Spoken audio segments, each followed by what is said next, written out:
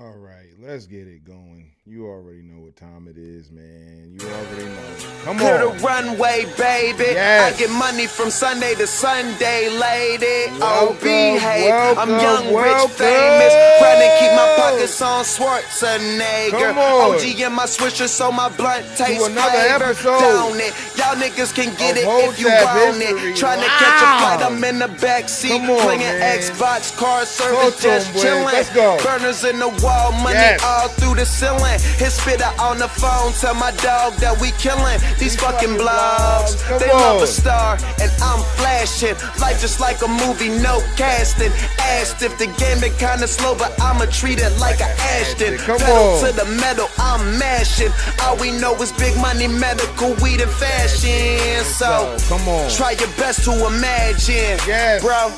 We I'm are rolling here. up another one, staring out this window. We made it another week. Ladies and gentlemen, change how I'm living, but it's how you doing? Bring your asses in here, man. City on my Come way on, up to y'all. another one. It's Friday. We got another one. Yes. Anywhere that paper go. Welcome. Come on.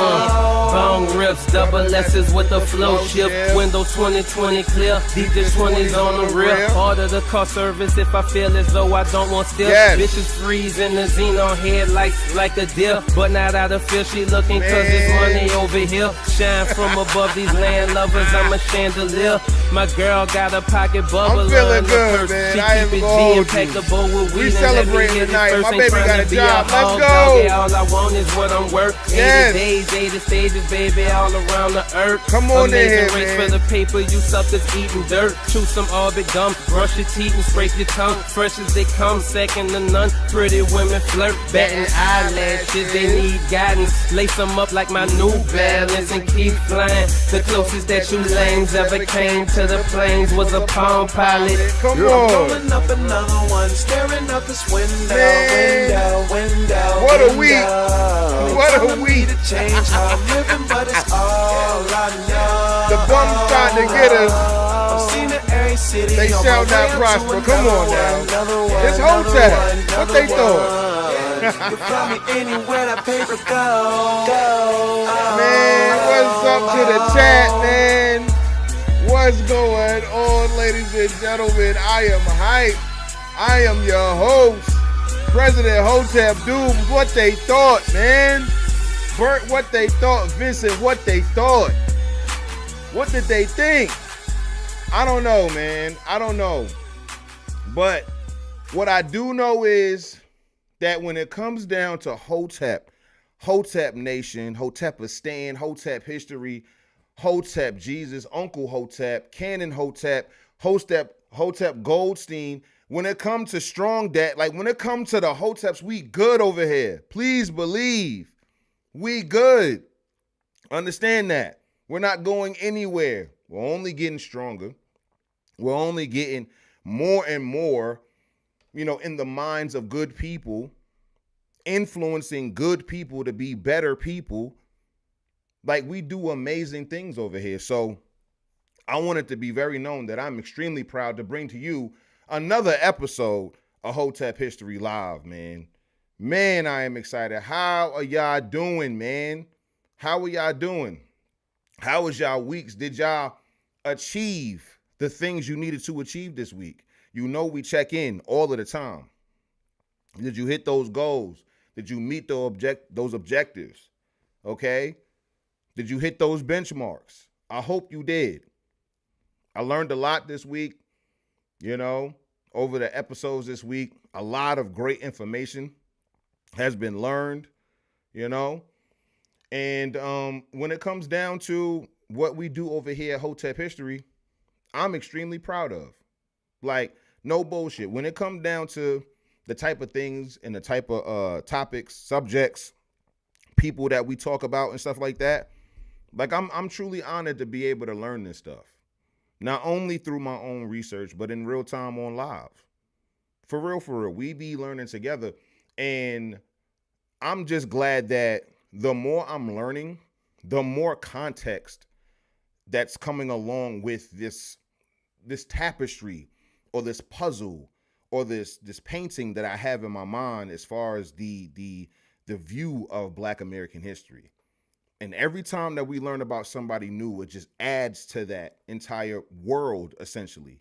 Because this week, one of the things that has become very clear to me is that, barring a large amount of people, I would say millions of people, but when it comes down to the culture, right? What we call the culture, and I know what that actually is supposed to be, which is, of course, the Black American ethos. That's really what it is.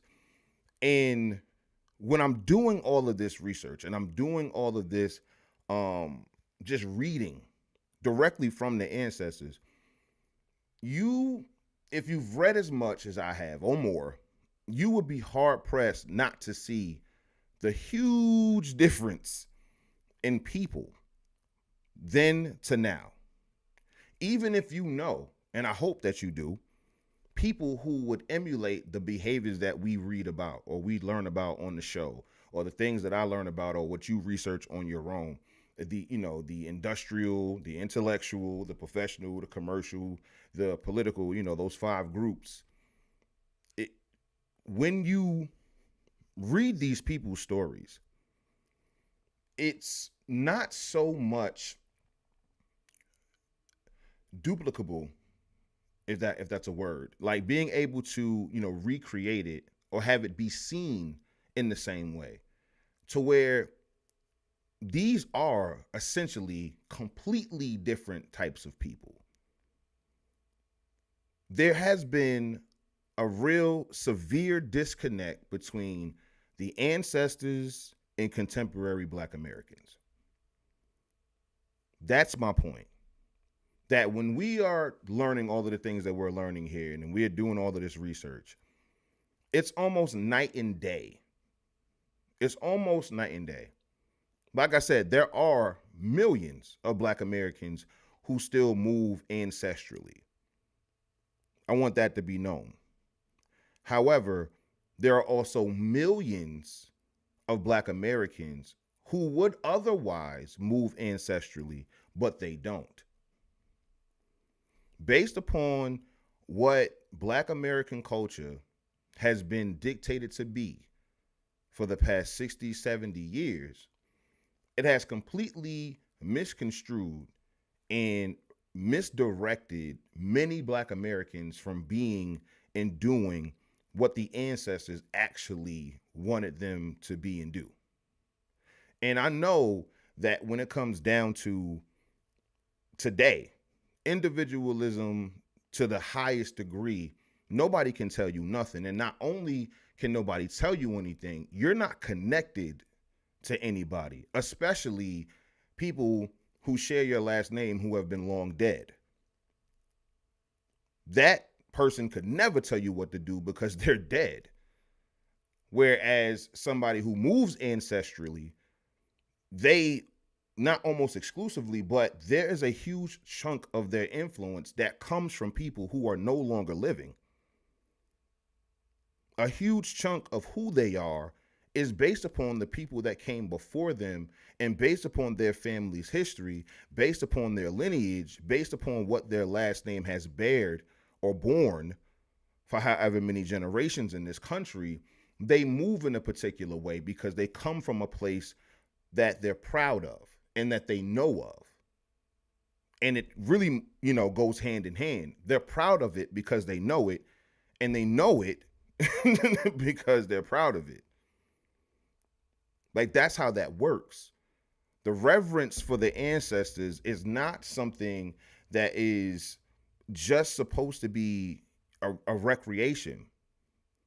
It is supposed to be a part of who you are and how you live your life. And so many of the things that we see today that we would consider a bad thing in the Black American zeitgeist are things that the ancestors not only didn't do by and large, they spoke out against it due to the small amount of people who did do it. Now, we have done a complete 180 to where now there's a predominance of people who are very loud, very influential, very front facing. They get most of the pub. They get most of the dominant society's marketing dollars. They get most of the, the mainstream's attention. Even if they don't represent the majority, they are portrayed as and depicted as the majority. And that was the minority, even in tonight's episode, this was a subgenre of the blues. Dirty blues is not the blues. Dirty blues is a subgenre of the blues. Because the blues was much more than raunchy lyrics in sexually explicit, content. It's just something that was there. And you'll learn tonight all about that. However, when it comes down to what the predominance of Black America was doing during that time, while that music was being made, the large, the ever, present, predominance of Black America were doing productive things. I say it all of the time. It was second nature. Because the ancestors were productive people, productive, independent, as much as they could be. I mean, we're talking about former slaves here, or slaves. So, we have to keep the things in historical context. Within that framing, you will now see so much ingenuity. You will see so much, determination and ambition. Intentionality. This is what we talk about all of the time, how intentional the ancestors were. And I said on the last episode of the Hotep History podcast that the ancestors have worked so hard that Black Americans today can live a relatively life of leisure in comparison. Straight up and down. The things the ancestors had to do to get the things that they got versus what you have to do to get the things that you have is night and day. Again, there was no governmental safety net for the ancestors like that, if at all. There was no socialism that came from the government. There was none of these subsidies, welfare, all of these different things that come from the government. And we're going to get into that too.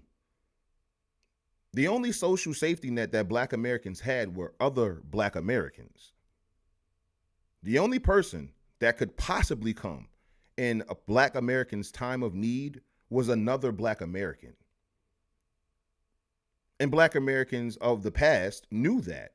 And that is the reason why the institutions that were built were almost explicitly created to safeguard Black Americans in times of need, whether it be a bank to store your money so you can save your money, that in the time of emergency, you'll have money to be able to, have access to money.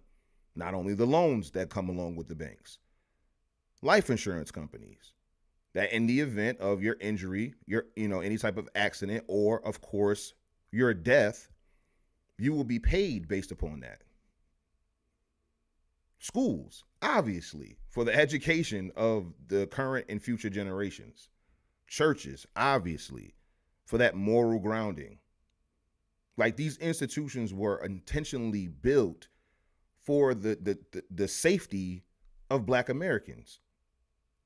Now, it's almost exclusively gotten from the government. The entity that I thought we all agreed was the entity that was harming Black Americans historically.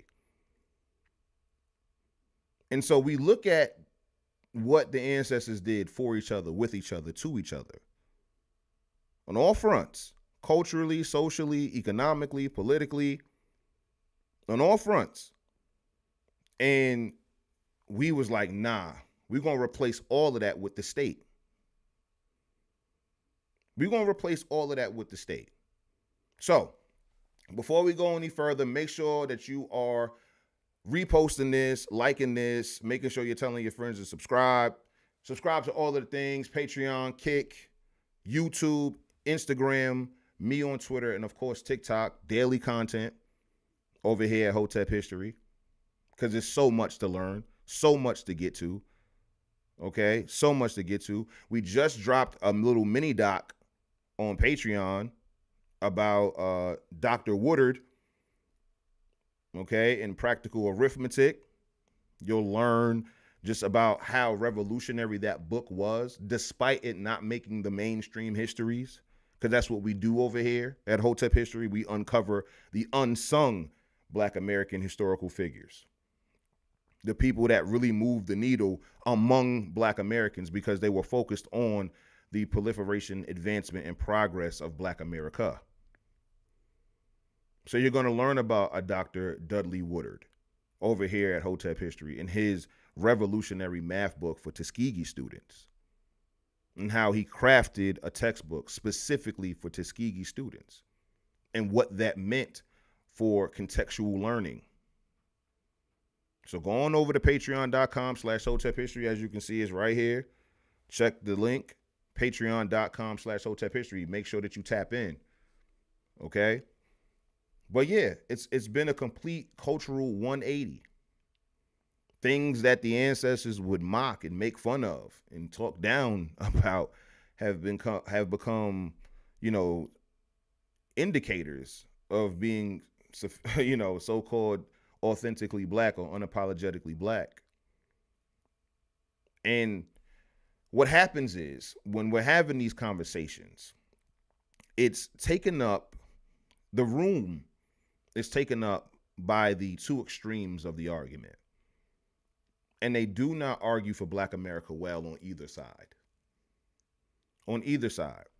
So on the extreme left, right, you'll have people who are telling you that twerking and shit is like Black American tradition and shaking ass in the street and all of that debaucherous shit is somehow actually really Black culture, and that's indicative of what it means to be Black American today.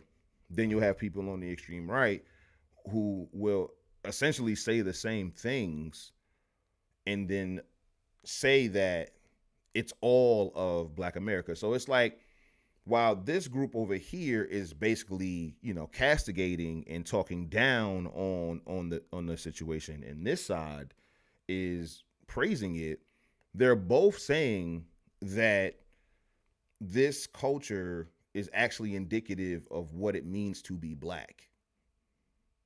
And that is where both extremes go wrong. Neither one of these people are correct. But people who are, objective about these things understand the accountability that needs to be had amongst Black Americans, but don't hate Black Americans or themselves to the point that they resent other Black Americans who don't behave like this, and then don't throw them out with the bathwater just because you're upset that degeneracy exists. And both of these extremes have been the ones who are speaking the loudest about the situation. So of course you're either a degenerate or a coon. That's it. Either you hate Black people, you feel me, and you talk down to them, and you talk about Black Americans as if you are not a Black American, or you praise the degeneracy so much that you might as well be an enemy. And that's what Black America has been dealing with. Regular Black Americans who would otherwise, watch Hotep History, learn all this great history stuff, not have this deep hatred for white people, but also still have pride in themselves because they are Black Americans and because of who they are, where they come from, the history that they have, just being proud Black Americans without any of, unnecessary hatred. You can't be just a neutral party who actually just enjoys and has pride in being Black American. You either got to shout Black Americans down for the ruffians and degenerates that they are, or laud and intellectualize degeneracy as Black American culture. You can't just disagree with the degeneracy, but then also still be proud that Black Americans are doing amazing things, not only presently, but then also in the past. And so everybody's living in these stupid ass extremes. And now everything has gone 180. And that's just not how it was historically. Before the late 60s, going into the 70s, it was very much understood that you needed to grow up, go to school, get good grades. If you are going to go to college, get a degree that's actually going to pay once you graduate, or get a trade that's going to pay as soon as you graduate from trade school. You get your trade, you immediately go to work. You get your degree, you immediately go to work. You find your wife young, in your 20s. You get married, you have a bunch of kids, and by the time that you're in your 30s, you are settled, established, and you're able to move along. Now, granted, in 1971, the price of everything started to go up. Wages started to stagnate and all of that. I'm accounting for all of that. I know millennials inherited a whole bunch of bullshit. However, that same method, that same game plan has not changed in 2025. If you look at any high achieving American right now, no matter what race, they're going to have done that. They either got a trade, or started a successful business, or they have a degree in something that actually pays. The ancestors knew this over 100 years ago. And that's what the culture was. It wasn't a question whether or not you should do this. It was only a question on which method do you take? Which method of productivity do I take? Do I go into business for myself based upon the skills that I've honed? Do I go to get a trade and then work my trade and take care of my family? Or do I pursue a degree that's going to allow me to be paid the big bucks? Simple. And we saw that in ancestral, higher education for institutions, Black Americans were able to work off their tuition.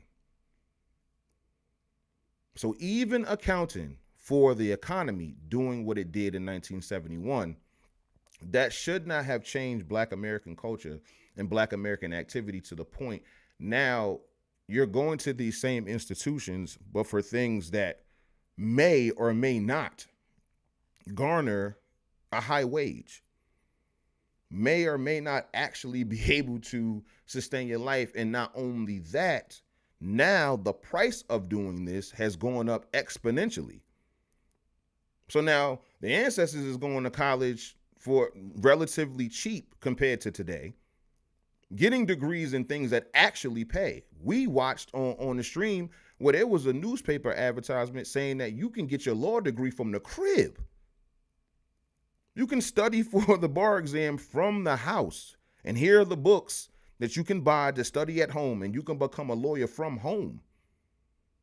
That's what the ancestors were, doing. That's how it was back then. It wasn't just for Black Americans. I'm just saying that's what the economy was for education back then. Like, there was all of this incentive to be a professional, to be an industrialist, to be somebody in commercialism, to be somebody that are going to be, productive in society. That was what you did. It wasn't really necessary to start pursuing a bunch of bullshit. But again, being the spoiled great-grandchildren of a generation who built all of these things around you with their blood, sweat, and tears, now you get to reap the benefits of not having to take it as serious. You reap the benefits of not having to, keep the shit going because of how comfy the ancestors made it for you. That's really what it is. One of the studies that I guess it kind of did blow my mind. It definitely shocked me, where I learned that generational wealth by the third generation is largely squandered.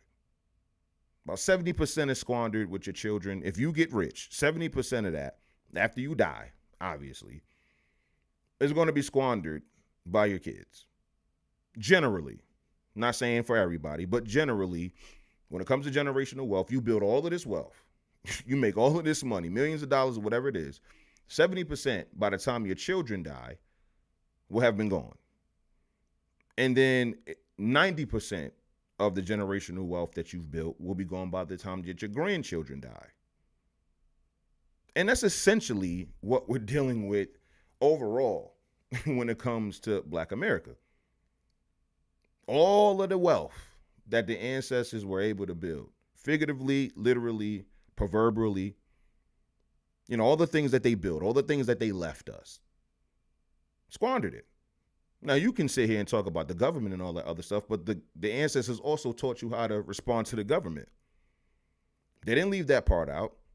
The ancestors let us know that the federal government is going to try to pull trickery, to try to pull a wool over our eyes. And we shouldn't accept these faceless handouts. We shouldn't accept all of this other stuff. As feeble-minded, you know what I'm saying? As feeble-minded as people think the ancestors were, they were very sophisticated, very intelligent, and very intuitive. And they understood exactly what was going down. That the government is not to be trusted, just to be dealt with in a way to make sure that it's square business being done. And they understood that they didn't have any friends, that it was all business, nothing personal. They understood this. It was very painstakingly clear that it wasn't about, being super duper friendly. Now, of course, a politician, white or otherwise, black, whatever, shows themselves friendly, it's fine. You can be friends with them. We already know that Booker T. Washington was an advisor for 2 presidents. So I'm not saying that there can't be any camaraderie there, but when it comes down to brass tacks, when it comes down to the business, it's business. You liking me liking you, me thinking you cool or whatever comes second to the policy. It comes second to what you're actually going to do for me and my people. So when we start talking about like blindly voting the way Black Americans have been voting since the 30s, no, the ancestors before them told them to not do that. As early as 1840, which is barely 20 years after the ending of slavery, barely 20 years free. Black Americans was like, yo, do not do that. We've been loyal to these people. They turned their backs on us in 1877. 12 years after, the ending of slavery, the Republicans turned their backs on Black Americans. We have to show more discernment politically and be able to move about based upon that. And we're not going to let the Republicans feel like they can just count on our vote no matter what. And that was the reason why Black Americans got a lot of the things that they got politically, because they use political strategy. And all the way up into the 40s, Black American publications were saying, yo, we need to stop being married to one party or the other. 1944, I want to say. So this is during the time that Black Americans are getting a little bit more and more ingratiated with the Democrat Party. And Black Americans at the time was like, hey, listen, yo, we voting Democrat, but let's not act like Republicans don't exist. Let's not act like there's no other options that exist. Let's keep that in mind. 1944. Since 1936, Black Americans have been voting largely for Democrats. So again, 8 years later, just being like, hey, just checking in with everybody. I'm pretty sure it was said all throughout the late 30s and all of that as well. But as far as the publications that I've read, it was in the 40s. And in 1944, Black Americans were like, hey, yo, the Negro must choose wisely now. I understand that we had what we had with the Republicans before, but it's a new day. It's new politicians. We need to see what our options are. It's not about the party. It was about the politicians. It's about the policy. It's all about strategy. So when now you see Black Americans voting against their self-interest for the greater part of a century, it's like, yo, when are we going to stop this? Because the ancestors didn't believe in this. Even if you're going to go the same route without learning any mistakes that the ancestors made and trying to improve on that, and you did exactly what the ancestors did, it shouldn't have been 60 years. It shouldn't have been 70 years that you keep voting for Democrats. Like, no. It should have been 10 years, 20 years tops. 10 years, 20 years tops. So that means that stops around the 70s, the 60s, where y'all blindly voting, you know, for Democrats, and they done betrayed you, and they have betrayed Black Americans by then. It's like, yo, they're not doing right by us. Let's see what our other options are. You feel me? Like, that's how it should have been. But then it was like, nah, we're going to keep this shit rolling for 70 years, 60, 70 years. It's backwards. The Black Americans of the early 20th century, late 19th century, they have been abandoned. They have been largely forgotten. And I know that it should come to no surprise to me, but again, it's based upon my research and all of this stuff like happening in real time. The realizations that I'm having are happening in real time, and I'm dead ass just looking back and reading all of these stories. And while I know there are plenty of, well, not plenty, there needs to be way more, but there are many ancestral Black Americans who are moving out here today. You feel me? But when it comes down to what's popping and what's popular and what is to be pursued, it's like the antithesis of what the ancestors wanted you to pursue. It's almost, I hate to say it like this, but like it's almost like a different race of people. Like when you start, like I'm telling you, when you have read as many autobiographies, biographies, and encyclopedias and Negro yearbooks and all this shit that I've read about countless Black Americans who lived, survived, and thrived in these different times, and the things that they're saying out of their mouths, while I can relate that to many people who I know, follow, fellowship with, et cetera, there are so many people who do not only do they not know it, they live their lives diametrically opposed to it. It's almost like the ancestors' enemies raised them. I'm not talking about the parents. It goes deeper than the parents, because the parents were raised by the ancestors' enemies. And when you start to really look at how Black Americans lived in the 19th century, specifically going into the 20th century, and how distrustful of the government they were, how like strong they were on self-sufficiency and being able to self-govern and being able to, you know, do for self in a way that no matter what is thrown their way, they will always be able to survive and thrive.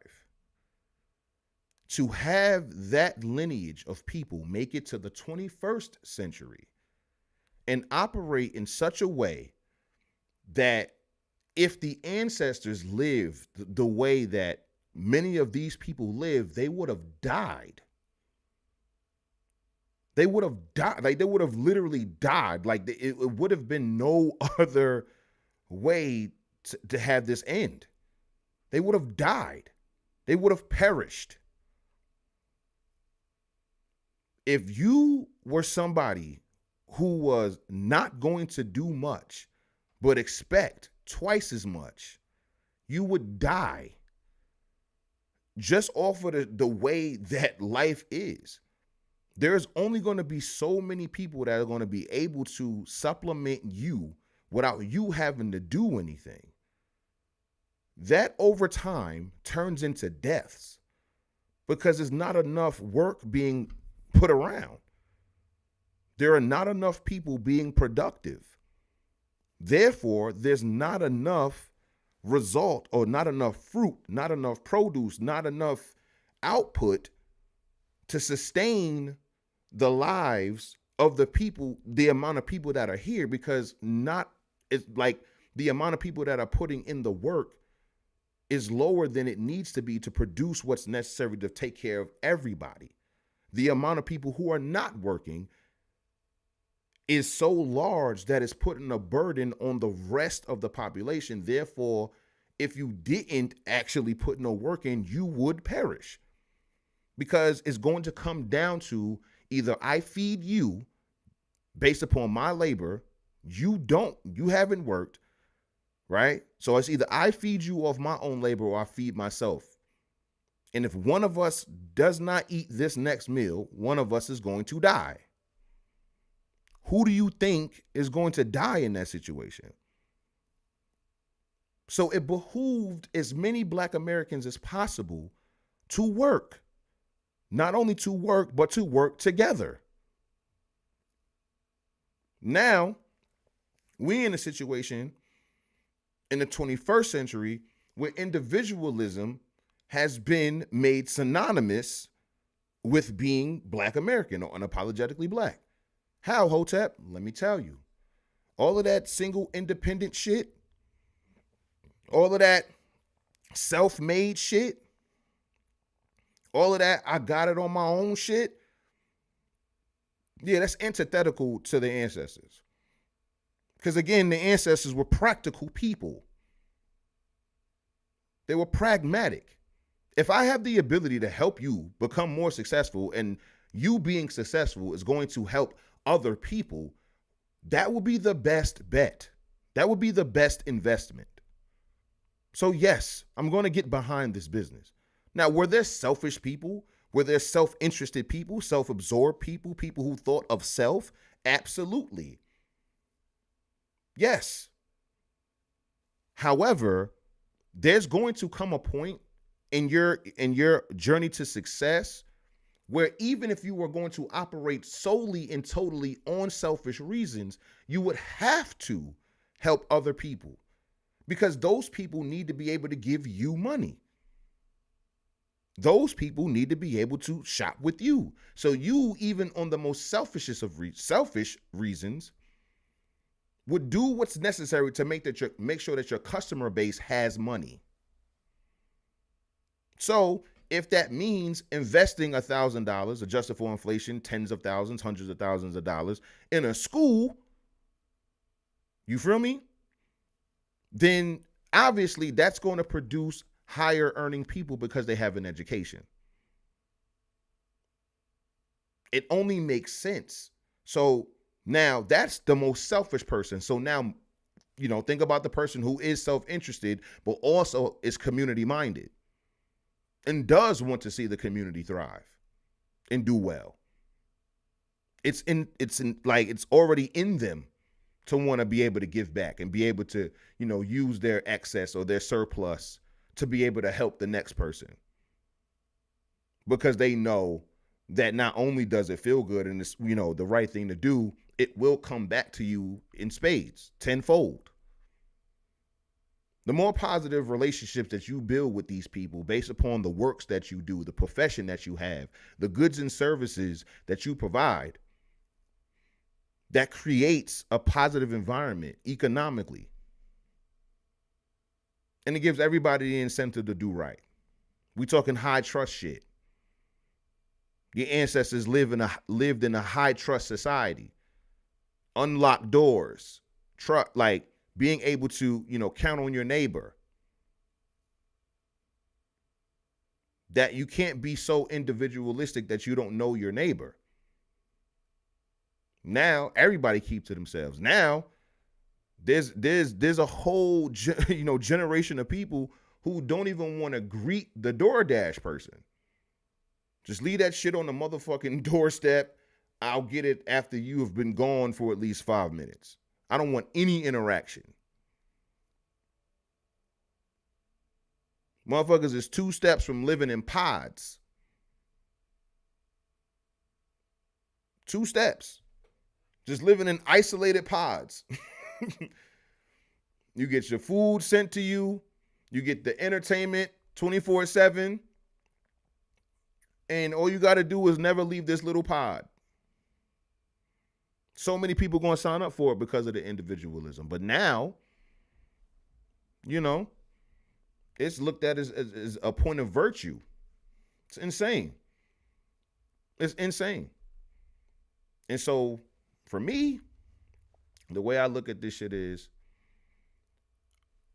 there are so many people who are operating under the false assertion that the pursuit of things is the, the end all be all, that if you get a bunch of fucking things, then your life would be complete.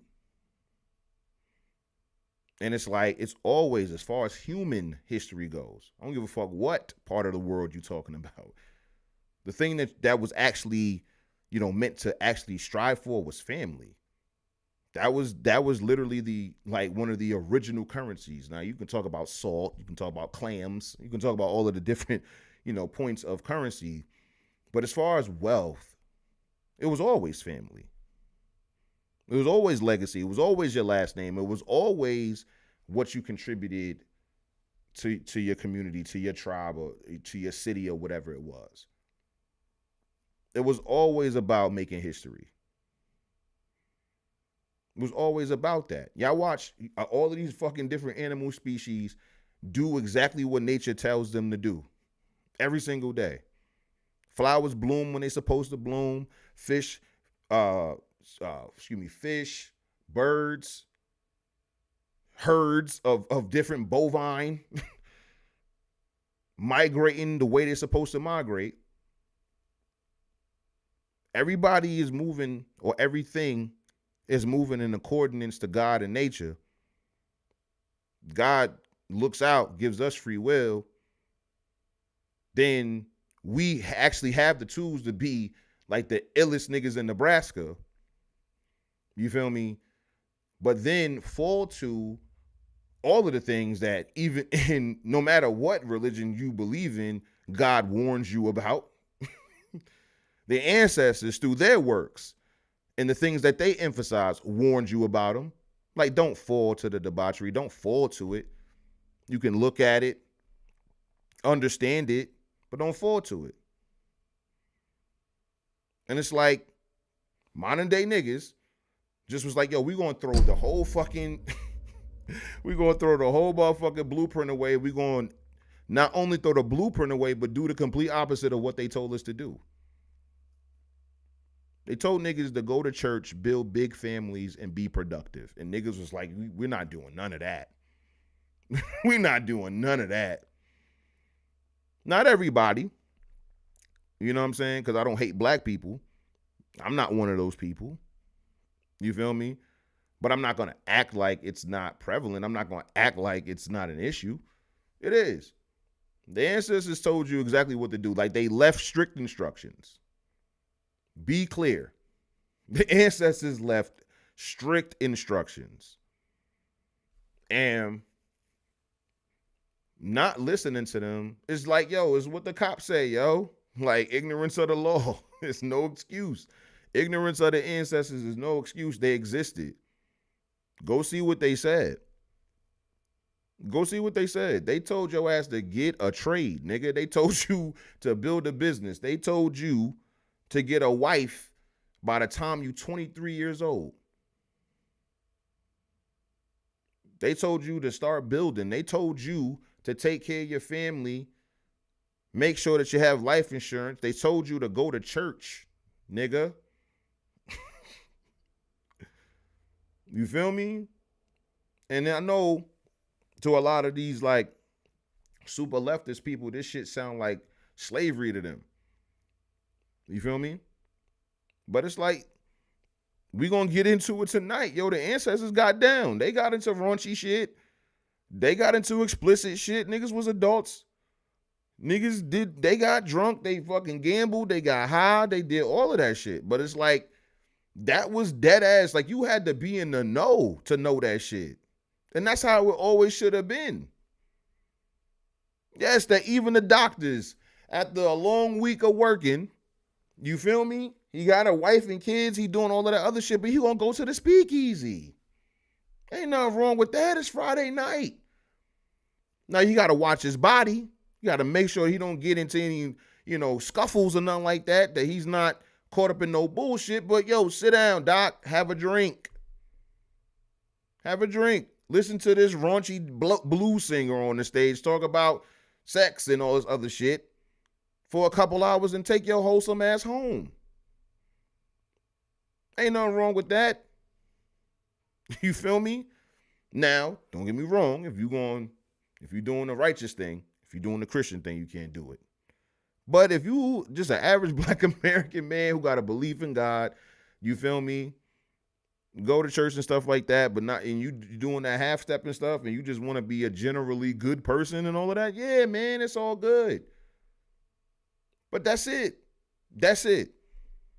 And even when you start talking about interference for white people, racism, governmental opposition, the ancestors taught you how to deal with that, man.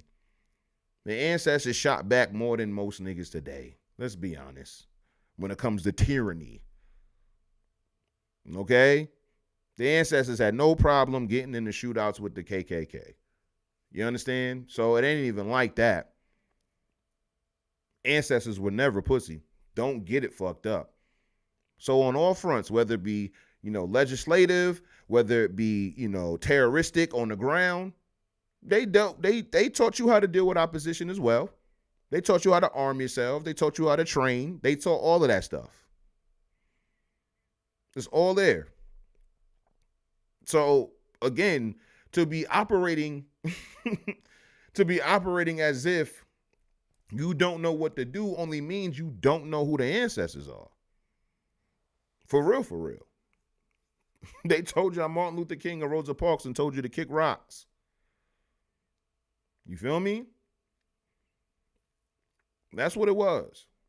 And so when it comes down to the things that I see today, I'm not surprised because motherfuckers is not connected to the ancestors in any way. You feel me? So when it comes down to this shit, I'm not surprised when I see bums do bum shit. I'm not surprised when I see crabs in a barrel ass niggas behave like this. And y'all don't know this because y'all don't give a fuck. You feel me? But there's been, they tried to slander me this week, chat. They tried to slander me. They tried to, say bad things about me. Now, unfortunately for them, fortunately for me, because I'm actually who I am, and I actually step the way I step, and I actually live the way I live for real, they came up with nothing. They have nothing to say about me because I stand on everything that I do and say. So what's theirs to, expose or whatnot. So they resorted to telling lies about me, and I found that very humorous. I found that very funny. And it just speaks to the problem. It just speaks to the problem. It speaks to the onslaught of the influence of degeneracy, debaucherousness, debauchery, backward thinking. You feel me? People who are not really affirmed in who they are because the things that they're doing is not actually helping another person. That's another thing that you'll see, that the people who make their money on the backs of degeneracy is some of the most unfulfilling work you could ever do. It's soulless. It's hollow. Means nothing for real. There is nothing, no purpose that comes about peddling smut. Nothing comes from this behavior. You have to, lose so much of yourself to be good at it. You have to erode your soul. You have to erode your soul to be proficient at it, because you got to let go so many of your morals. You got to drop so much of your integrity and your dignity. You got to let go. You got to let so much of yourself go to be a known person when you peddle degeneracy and backward thinking and backward, ideology. And so I see it. I hear it. I hear the way that they cling to lies like they're truths. I hear the way that they would rather a sweet lie than a bitter truth. I see the way they run away from the truth in so many instances because this shit hurt. You know what I'm saying? There's never anything about myself that I am bad at or I need to improve on that I'm not the first one to take inventory on it. I enjoy it because I actually enjoy being a better person. I actually enjoy improving on who I am. Not only what I am, but who I am. And the good thing about that, the best thing about that is that I don't have to lose who I am to be better at what I am. As a matter of fact, being better at what I am, which is a Hotep historian, bringing this good history to y'all, only is going to help who I am because I actually have reverence for these people as a human being. You feel me? So when it come down to these people who live for tearing another motherfucker down or trying to talk shit and trying to, fly rumors over a nigga, you gotta understand, you gotta come a little bit different, pause, when it come to somebody like me, because it don't work. It don't work. Like I'm actually showing y'all that none of that shit, when you actually live the shit that you say, when you actually believe in the things that you push and you can actually help other people, people are actually inspired, motivated, educated. You feel me? Like people's, like kids watch this. You feel me? Maybe not the cursing parts, but when it comes down to the lesson, like people put my material in front of the next generation. You know what I'm saying? You see the difference? Like the difference in my content and their content is that mine actually proliferates Black America and theirs destroys it, stagnates it. It makes it go backwards. And that's the reason why a lot of y'all are maybe even scratching your head and what I'm even talking about. But I'm just letting y'all know that when it comes down to what I do over here at Hotep History, it's really like that. And people really are enlightened over here. People are educated over here. People are inspired over here based upon the things that they hear and see on my program and on my platform. And that's the reason why Hotep History does what it does. And I couldn't be prouder of it. I wonder when you guys get older if you're going to be proud of the fact that you built a platform on celebrity gossip. I wonder when you 65 years old, are you going to look fondly on you being in your 20s, 30s, and sometimes 40s creating gossip content? I don't know. I know personally I wouldn't be. You dig? But, to each their own. All I know is that over here, we get to it for real.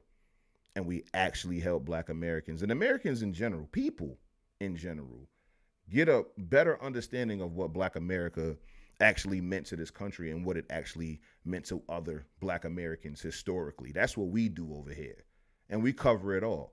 Like tonight, we covering dirty blues and we get into the nasty, we get into the raunchy. You understand? But we're going to get to it nonetheless.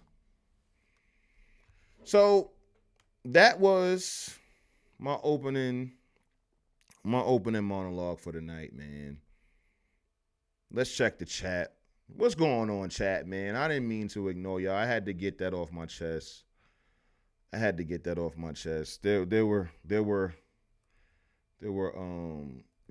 unscrupulous people talking about me. Didn't enjoy it. But that's a lie. I did. I was actually pretty flattered by it because that means they're tuning in. That means they tapped in. As much as they, won't admit it, I get it, man. I get it. Come on through. Everyone with a brain is welcome over here at Hotep History. So let's get to the chat. Let's see. Crystal, hold on. Yeah. Bert says such a classic. Shout out to Bert, man. Shout out to Bert. Yeah, Car Service was a classic. Shout out to Wiz and Spitter for making history. That's a historical mixtape right there. How fly. 2009. Crystal says, that's what happens to a lot of these Gilded Age super rich folks. Man, listen. I think that one of the things, no, I'm going to save that. I'm just going to say I agree because I do have a working theory. My working theory, I'm just going to put it out there without any explanation, is that Black America has been living under a communist regime. Black Americans have been living in communism for about 60 years now. Yep. I said it. Yep. It makes sense too. If you actually think about it, it really makes all of the sense. Let's see what we got. CWJ says, I think we are slowly moving from the Democratic Party, but we are still majority voting Democrat. Yeah, I will say that the veneer of the Democratic Party is long gone.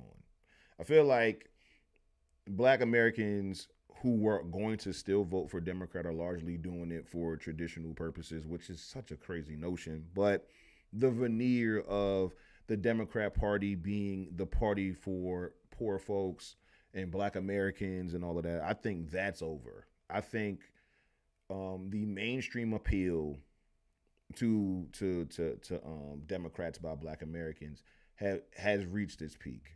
I do. I don't think that Democrats, they're still going to majority vote Democrat, like you said. But as far as like any new voters, if they were going to vote for a particular party, I don't think those voters are jumping out the gym to vote Democrat whatsoever. I think that they'll be a lot more nuanced than the people that came before them, for sure. So, hopefully it turns into a more balanced ballot as far as Black Americans are concerned. I would like to see that in my lifetime. I would definitely like to see that in my lifetime. So, for sure, man. For sure. Says the ancestors' enemies raised them. That's a word. Oh, yeah, for sure. I really believe that. I really do. Like, it makes all of the sense. Just look at the sequence of events. Like, Black Americans were predominantly taught by other Black Americans all the way up until to 1954. So that's pretty much 100 years, if not more. If you're going to count the free Black Americans that lived during the 19th century, then yeah, we're talking about over 100 years of Black American education, largely coming from other Black Americans. Even when you count in for all of the white teachers or missionaries and shit like that taught Black schools, largely Black American. And then in 1954, Black American education was largely given to them by white Americans. And you started to see the deterioration of Black education. Not because white people are inherently bad at teaching Black kids. No, it's because the cultural relevance in the curriculum meant just as much as the curriculum itself. The things that went about in giving the curriculum was just as important as the curriculum. The affinity, the pride, the love, the care, the tenderness that a Black teacher would have for Black students, on top of their credentials and their ability to teach. You couple all of that together, you have a great relationship between Black teachers and Black students. Straight up and down. So shout out to all of the white teachers who did well or whatever. I don't care about that. I'm strictly talking about how the system of education was for Black Americans for 100 years before the government got involved. And you can't tell me we've gone over too many different intelligent people who existed during this time, who got their education from Black Americans exclusively and went on to do amazing things. Not only that, their education, as far as what they were able to attain, superseded countless different white students in America going to prestigious or just regular white universities. The disparity was not that high whatsoever. As far as attainment is concerned. And so yes, there's a shift in all of those intangible things. Those intangible things, things that you can't buy, things that you can't, create if it's not there already, those things that go into education, okay, was taken away from Black American children.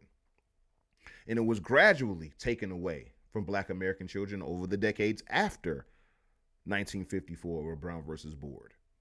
Because now, as far as the government is concerned, this is a thing about dealing with the government as if it's a person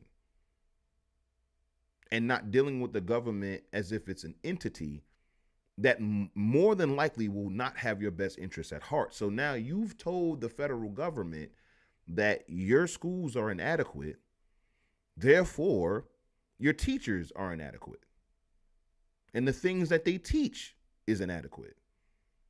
That's what you said. In exchange for Black students to be able to go to these white schools, quote unquote, now integrated schools, you had to concede educational defeat to the government. So at that point, we can do whatever the hell we want because you already told us you can't do it. You need us. You need us to teach your babies. So here's what we're going to teach them: that your forebears, your ancestors were feeble-minded people who needed us, because you just gave us another reason to believe that. See, when people talk about like white supremacy and all this other stuff, I don't understand why the things that you actually like that the government did is not rooted in the same white supremacy that you put onto a Donald Trump, or George W. Bush, or Ronald Reagan, or Nixon. I don't get it. I don't understand this blind loyalty, and the blindness is really the issue here.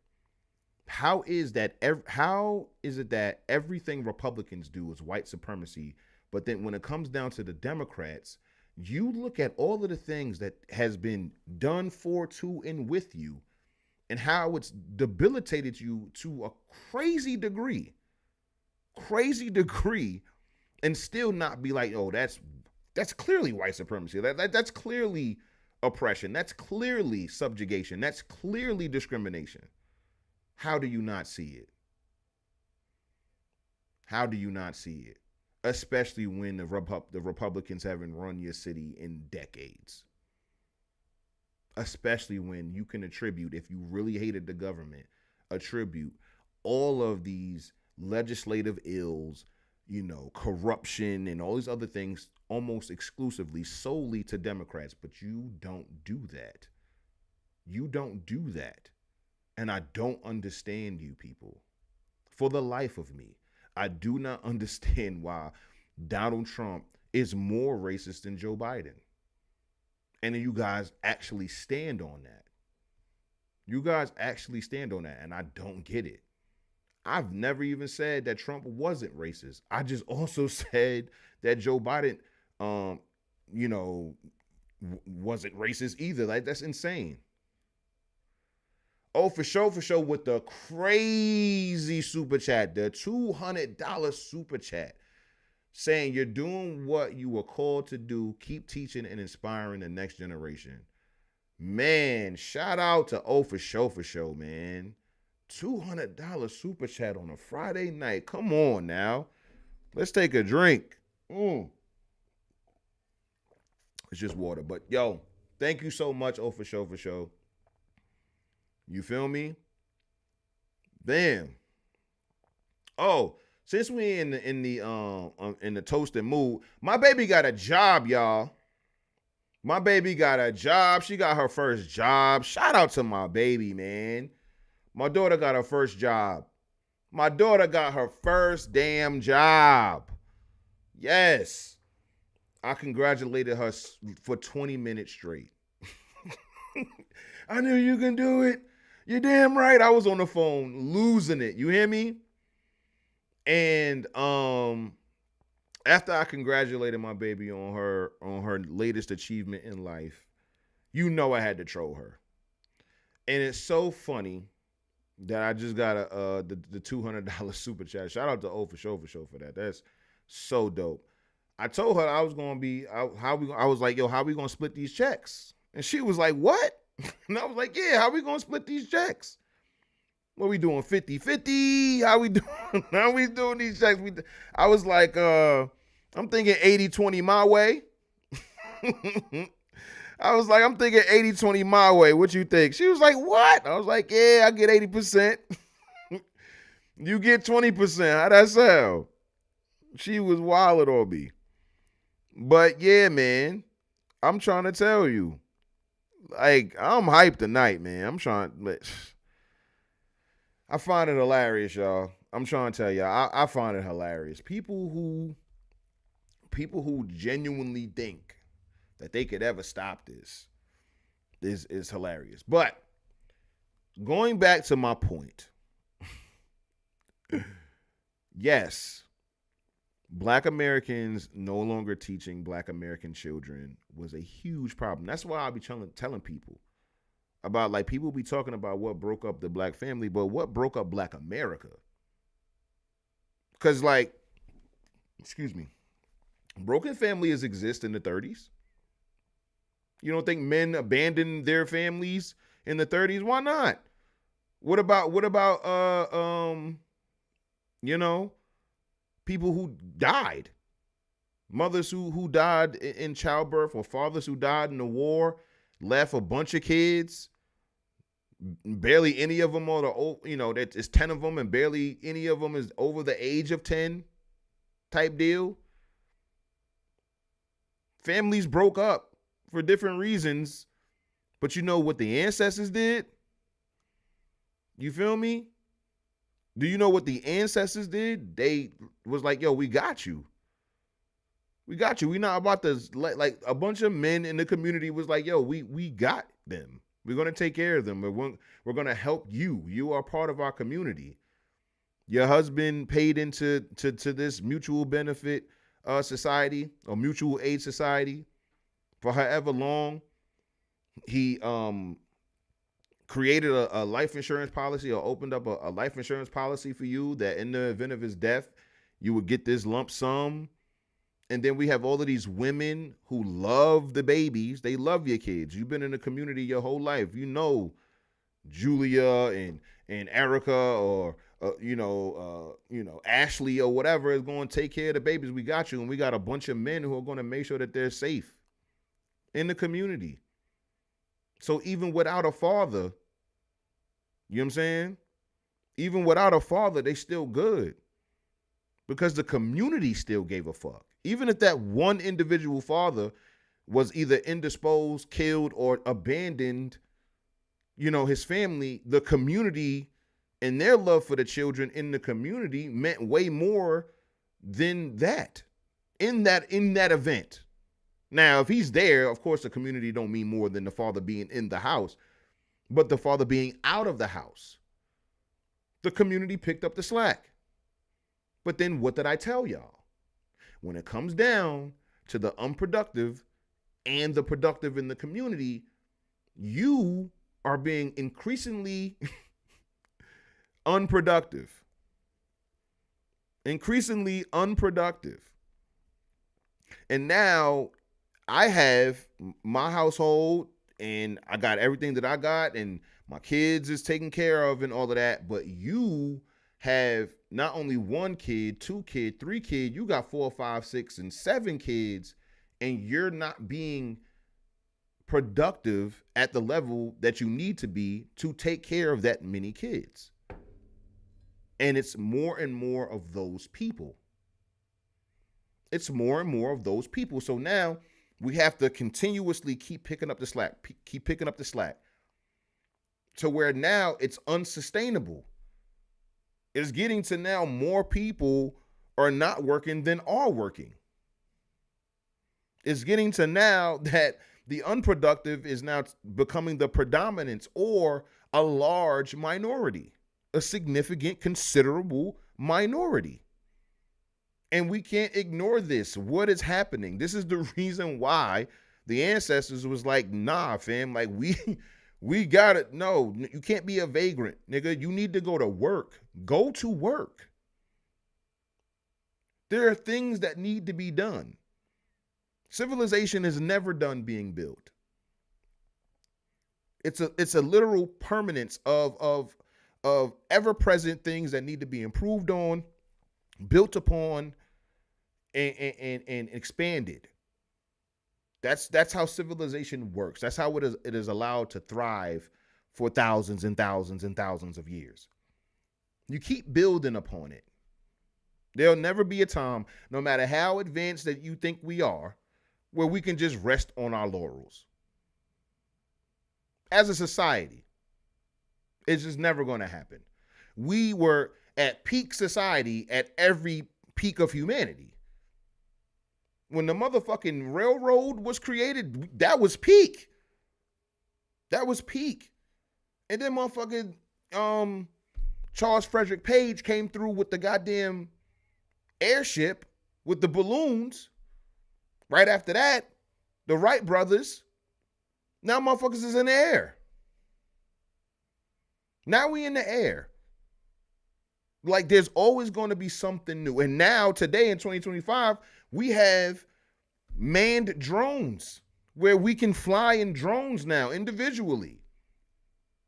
We could have stopped at planes, but we didn't. We did fucking spaceships, nigga. This is what I'm saying. Like, you're always going to build upon civilization. So to think that, yeah, the ancestors got us here, we cool. I'm like, no, nigga. No, absolutely not. We cannot chill. And again, the ancestors already answered this. They answered this. And so they answered it so explicitly, you can't even ignore it. Motherfuckers thought that the same way that these new blacks are operating, former slaves thought like this. Some of them, not all, but a considerable minority of slaves thought that me being free now means that I don't have to work. And so Booker T. Washington and other people like him was like, no, you were worked, now you have to work. You were worked by that man, by that woman, but now you have to work for yourself. There's always been this adjustment. There's always been Black Americans loving themselves so much that they did not want to see themselves fall because they saw themselves in their neighbor. They saw themselves in another Black person. And that's the reason why, as corny as it is, I understood the representation shit. I just didn't like the context the representation shit was put in, because the representation shit was Disney. The representation shit was, mainstream media. The representation was to be in other people's shit. And when I talk about representation, I'm talking about Tuskegee, nigga. I'm talking about Hampton. I'm talking about Black shit. You feel me? I'm talking about shit that Black people built. So that is the representation. That this motherfucker founded it. He owns it. And then produces it and then offers goods and services to the fucking world. That is what I mean as far as representation. I want representation inside the ownership. I want representation inside of Black American institutions. That's the representation I'm talking about. So I understood the argument for representation, but again, it's just Brown versus Board all over again. Because Black media may be underfunded based upon external parties. Of course, white people having more money than Black people, just because there's more people here, then you can talk about all of the racial things that go into the shit, GI Bills, all of that shit, right? So Black media, in comparison, is underfunded, right? So all of the Black movies, all the Black TV shows, all of the Black, magazines and things like that. Black media.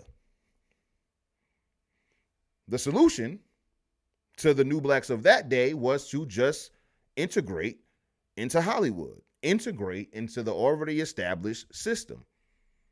And then when the already established system, knowing you are somebody who was coming in there, you may have something to offer. You may be great at what you do, but you're at my behest. You work for me. You're in my domain. Therefore, I'm going to treat you how I choose to treat you. Now, there's going to be different moments inside of the shit where one Black person fought for a particular thing in Hollywood or some shit like that and was able to make some changes inside of the industry, largely because it behooved the people to move on that accord. Like, yo, I'm going to largely make more money if I serve to more Black Americans, or I'm going to largely, increase whatever market share that I have if I allow Black people to XYZ my product. So of course, this one Black actress or actor who was pushing for some type of integration of some sorts, further integration into my system, is really going to just largely end up with more Black dollars in my pocket. I'm going to do it. But I can promise you this, when it comes down to this integration shit, if there was really something that white people would stand to lose for integration, they wouldn't have done it. And this is what the shit that I be trying to let y'all know is like, yo, when it comes down to this shit, you gotta really think critically about it. You have to think critically about it. What does the most racist white man have to lose by the government forcing somebody who he doesn't respect to give him money for a good or a service that he was going to sell anyway? What? Especially when you start talking about big businesses where the owner is not even inside. Just like the plantation. The owner not even on the property. The overseer's running shit. Shit, he probably got a Black man doing it. That's an overseer over the other slaves. What did white people lose with integration? They gained everything. Now ask yourself, what did Black Americans lose with it? Mad shit. How is this supposed to be to our benefit, but we the ones who lose in this deal? How is it that integration was supposed to help us, but we lost more than we gained? And then white people gained more than they lost? Y'all never asked yourselves that shit? That when y'all been sold the bill of goods that segregation was just like this terrible thing, and I'm not saying that it didn't have its problems, because I told you I was against segregation and I was for desegregation, but integration is another thing entirely. So they told y'all that in order for you to live your life right, you need to be shoehorned into white shit. That was the only way that as a Black American, despite 100 years of you not doing that and still being able to live to tell the tale, still be able to build institutions, still be able to build communities and whole towns without ever having or needing to having the government to come in and force you into white shit, they told you, if you want to live another 100 years, despite everything that you know about the past 100 years, you got to do this shit. That shit don't make no sense to me, G. That shit don't make no sense. Let's see. Man, for sure came through with the crazy super chat. Then it's the chat saying hello to each other. That's what's up. Look at the community being built. Look at that. I love to read that. Sammy says, about to head out for dinner with family, but once I get back, I'll rejoin you all. Wanted to at least get to the opening convo, I think he meant. Shout out to Sammy. Shout out to Sammy being ancestral out here, man, moving ancestrally. You feel me? Taking his family out for a nice dinner. I know it's gonna be nice. Sammy says, yeah, it's like pseudo-commie within an alleged capitalist nation. We're going to get to it. Sammy says, yo, Dubes, do you have sources on test scores from back then? I would love to grab that from you if you do. I've been looking for that forever, especially with these IQ debate combos. Yeah, for sure.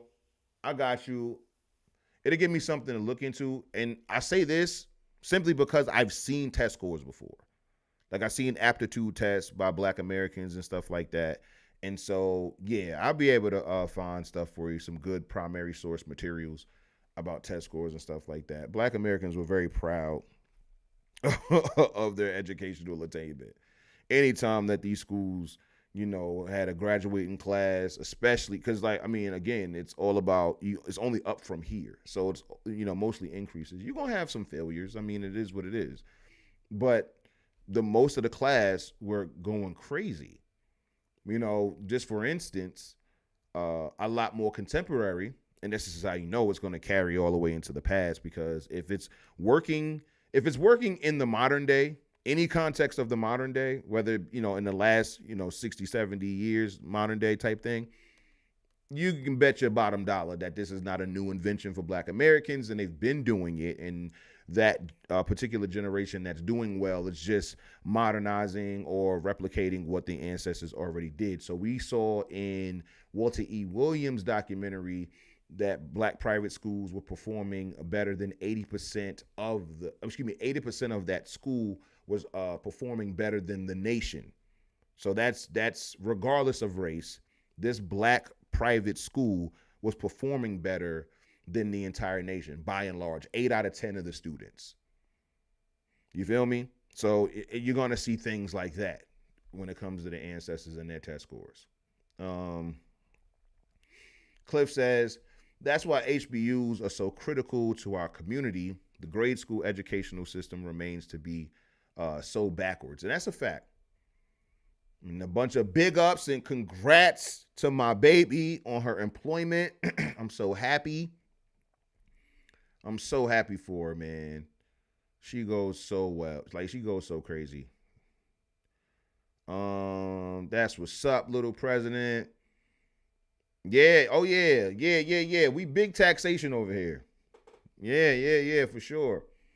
She lived under communism her whole life. And that, man, she ain't had to pay for nothing. Nah, she good. I'm happy for her. So yeah, man. So let's get to the bookmarks. Things that I seen that I thought were interesting. Let's start. No, not with this. Oh no, I'm in the wrong folder. Hold on, y'all. I'm supposed to go to the Hotep History Live folder. There we go. Booyah. And then we can go to the bottom. All right. So first up, we got apparently. Hold on. Let me go back. Just go back to the list. So apparently, OpenAI, they are basically asking for a government bailout. Many such cases. OpenAI execs allude to the company being too big to fail. OpenAI CFO Sarah Fryer stated that the company wants the U.S. government to provide a backstop or guarantee for AI financing. Meanwhile, Sam Altman believes that the government is the quote, insurer of last resort for AI financing. And listen, ladies and gentlemen, this is what I'm talking about. I want you guys to understand something very, very clear. When it comes down to the bullshit that we see in this country, whatever you see that these big, super big companies do, shitting on the little guy and even, people below the poverty, right, line. You have to understand, in the same way that babies and very, very, very old people are similar, right? Both wear diapers, both need people to take care of them, both may not understand the world like they're supposed to. Well, babies, they're supposed to understand the world that way, but you get what I'm saying. The mental capacity is lower. It's the same thing when it comes to the ultra rich people, like they say ultra rich people and extremely poor people. They live similar lives. And I know you think I'm fucking bugging, but walk with me here. When you are a huge company, let's just say like AI, OpenAI, right? Not only are you able to petition the government to bail you out when you fucking fail and not just fall on your face like any other free market, would, or any other average small business would. You also have a bunch of deductions and things that you can, write off on your taxes to where you can largely pay next to nothing for your taxes because of the tax code. Not mad at that, right? Then on the extreme other end of that spectrum, you have extremely poor people whose entire lives are subsidized by that same government, So your food stamps, housing, Section 8, you feel me? Public schools, all of these different things owned by the state, right? Both are essentially subsidized by the government, while the people in the middle, the people who make anywhere between, let's just say 60,000 to like $6 million, like the middle rung of people, right? They're not super duper rich, but they're making more. They don't make enough to be extremely rich, but they make way more than the super poor. In the middle class, if you will, right? When it comes down to the person in the middle, they get screwed over. The ultra rich and the extremely poor, they pretty much, their life is set based upon the government. You feel me? They write off a bunch of shit as far as the rich side, and then if you get big enough, you can go to the fucking government and get financing. And I don't know if you know, the government doesn't make any money. The only money that the government has is from your taxes. So the middle guy, the regular guy who's not either extremely rich or extremely poor, has to subsidize an extremely rich company. And he also has to also pay for extremely poor people. And he's stuck in the middle with his bills, his mortgage, his rent, his utilities, his expenses, his business. While the ultra rich and the ultra poor get to be subsidized by the government. And so this is what you'll see. And that's the reason why I say that when it comes down to Black America, at least in the poverty sense, yes, they're living under communism. So while you may not be getting rationed food specifically, it's rationed through the amount of money that you are given from the government for food. That's the ration. What you do with that money or the food stamps or whatever is up to you, but that's the ration you got for the month. And now you have people talk about, they get too much per person or whatever it is. That's a different argument. However, it's a ration. Now, of course, because the government they gain from both of these groups. You don't really gain from the middle. You feel me? That's why they throw them away, because you're going to pay whatever. You're going to pay whatever the fucking tax rate is, whatever the new prices of groceries is, whatever. You don't qualify for none of the aid, and then you also don't qualify for none of the write-offs, nigga. You're going to pay. You feel me? Or you don't qualify for the government bailout, you're going to fucking pay. That's it. So they not worried about you. They want to make sure that they have a bunch of ultra rich people and a bunch of ultra poor people, because that's balance to them. Because that keeps them in power. Both groups desperately need the government to stay afloat. Ain't that some shit? The government bailed out banks. These are banks, hundreds of billions, trillions of dollars. What did you do with it? How did you manage that? Like, what the fuck? Why is the government bailing you out? Why didn't you just do good banking? So all of that shit motherfuckers be talking about welfare queens and shit like that is like, yeah, I'm not disagreeing with that, but like, I also look at that as fucking like the airlines got bailed out. Why? Why is the government in all of this shit? Like, why is the government regulating all of this shit to the point that these motherfuckers don't feel like they need to run successful businesses? Why is it that these people get to hemorrhage money to the nth degree and then have American citizens bail them the fuck out? It's the same thing on either end. So while you can hate the welfare queen all you fuck you want, but these CEOs, these multinational, multi-billion-dollar conglomerates are just as much of a welfare queen as a random woman in the ghetto or a trailer park. They getting bailouts from the same fucking entity. They're being subsidized by the same entity, just on billions and billions of dollars level. So I don't understand, just like I don't understand how motherfuckers can sit there and say that Republicans is full of white supremacists and shit like that, but don't see the same shit in the Democrats. I don't understand how y'all can have all of this disdain for the poor people who are living off of the government, but don't have the same disdain for the wealthy people who are living off the government. It's all socialism. It's all communism. It's all commie shit. And this is the thing. The reason why the middle guy gets fucked is because the middle guy is okay with this shit, because you want to go to wherever the fuck you want to go. So you want the fucking airlines to be built out. You want to put your fucking money in Wells Fargo and whoever the fuck else. So you want the banks to be built out. You do. See, this is why I don't believe all of this revolutionary shit that motherfuckers be kicking. I really don't.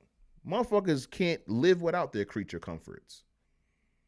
Motherfuckers hate being uncomfortable.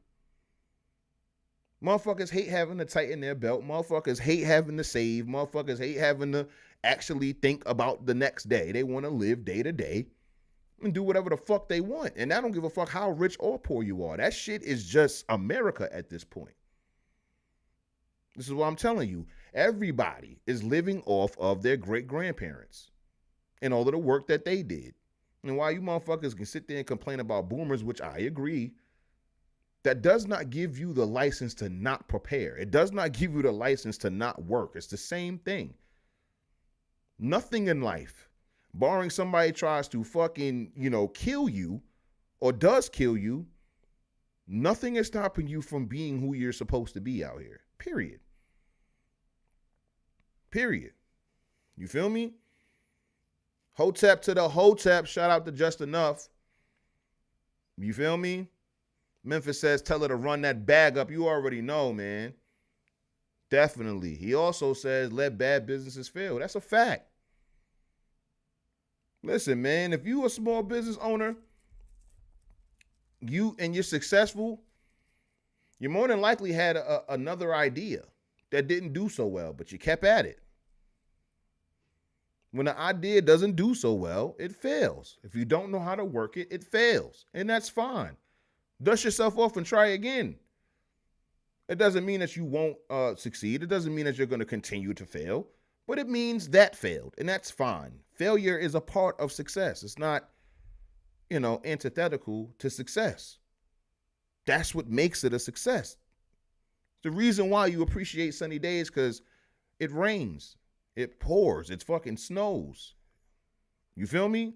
It's the reason why you appreciate the good times, because bad times exist. Failure exists. They exist. So you keep going. So if the shit don't work, if the shit is not working, then let it fail. If it's genuinely out of your hands and it's something that you can't fix, then you gotta let it die. That's just what it is. So we're seeing now major corporations getting more and more bailouts. Okay. You get to have all of the record profits or whatever when you're winning. But the minute you have a bad year, now you're running a daddy government.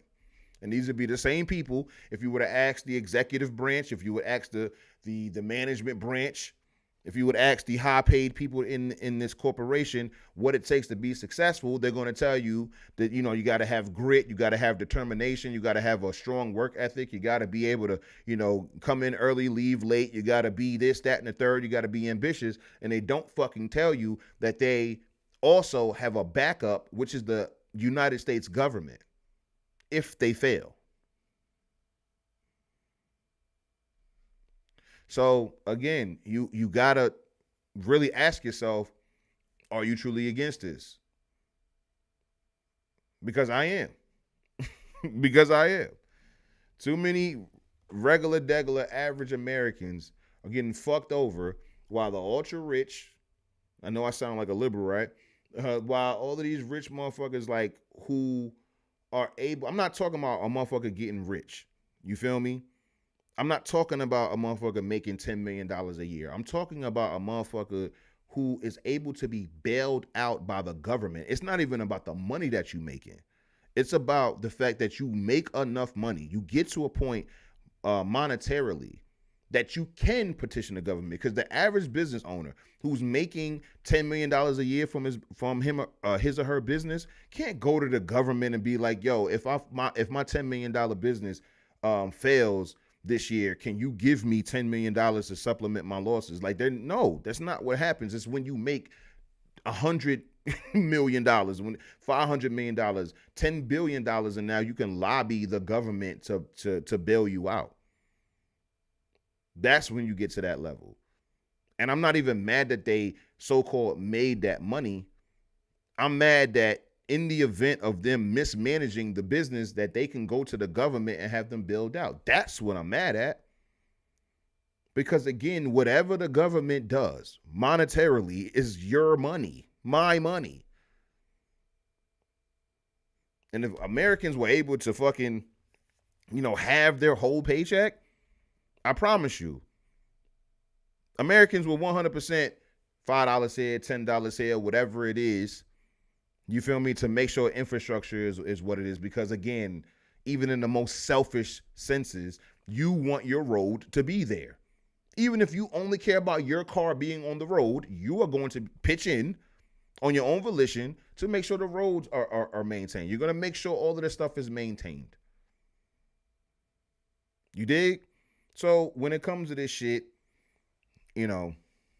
I just see it for what it is. What else we got? Oh, yeah, man. Yeah, man. This was very interesting. So I wish I would have gotten it from Shannon Sharp's page, because I don't know who these white people be. But Roy Wood Jr. did an interview with Shannon Sharp. And he was, let me check the chat. For sure says, I failed many times and had many career fumbles. You have to keep going. That's a fact. But so I found this clip of Roy Wood Jr. talking to Shannon Sharp about his ancestors and the people that enslaved his ancestors. So let's take a listen. I thought it was really interesting. Found the white family that purchased the first black wood of my bloodline off the slave ships in Charleston. Yep. That's what we came off of. If I wanted to today, I could find the white wood descendants in southern Georgia and pull up on a fucking house. One day I will. Yeah. They ain't got no money though. I Zillowed they crib. They broke. Like, yeah. That's the thing we'll talk about with slavery, man, is that there's a lot of white people fumbled. Like, y'all. They fumbled the bag. Yeah, you had working for you, you still couldn't come up. How you broke and you had slaves? Yeah, that was valuable. That was gold. They fumbled, bro. That's Code Shannon to get $50 in line. Hey, I ain't getting no ads off Shannon. But, so, yeah. Roy Wood said that, he did the research and he knows where the descendants of the people who enslaved his ancestors live. And he says, if I wanted to, I could pull up to their fucking house. The fucking, you can't ignore the fucking there. Clearly there was some animus there. There was obviously there's some emotion there. I mean, you're talking about slavery here. I know that people are very sensitive to it. I'm not. I'm not. You feel me? Like, it's obviously inhumane. It's obviously an atrocity. It's obviously, just some inhumane shit to do. But I am not as sensitive as other people. But, I'm not here to, cast judgment on Roy Wood on his sensitivity to his ancestors' enslavement, because, to each his own there. However, when it comes down to pulling up on them, that was like really, what I'm saying, the point of contention in the conversation, right? Because, of course, a white person had tweeted it, so it was a bunch of white people in the comments and shit like that. But anyway, basically, is it a good thing to pull up on the houses that enslaved your ancestors, pulling up on the descendants of the people that enslaved your ancestors? So come on, if you people dare, call on in to the show. I want to know what you guys think about this one. Is it kosher to do? Does it depend? You know, would you pull up on the descendants of the people that enslaved your people? You know, would you do that? Is that something that you would get into? You know, let me know. Call in 702-483-1566. I'm gonna put it in the chat. You know, let me know if you guys would do it. I'm gonna let y'all know right now. No. And if I did, you know what I'm saying, I would be doing it. I would be doing it for like historical reasons. It wouldn't be to like argue with them or no shit like that. So let me know. Call in 702-483-1566. Because yeah, like I feel like this is some new black shit for real. Like I feel like this is some shit where, you know, motherfuckers want to be able to get their shit off on the descendants, and I feel like that's corny. And yo, just as a side note, as far as poverty post-slavery for slave owners and shit like that, yeah, that happened. I know you guys think that like this wealth still just lives on to this day. I told y'all that when it comes down to, you know, generational wealth, by your grandkids, 90% of the shit is gone. I don't know why you think that would be, you know, have changed from the 19th century to now. Like I would 100% bet that a lot of the wealth that was generated and created during slavery, most of it was lost after the war because these motherfuckers did not have slaves anymore. They didn't have slaves anymore. So, like, to think that, you know what I'm saying, that money would still be around in most cases is crazy. Some cases for sure, but that'll be the minority.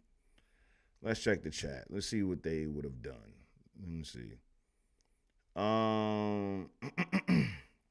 Let's see.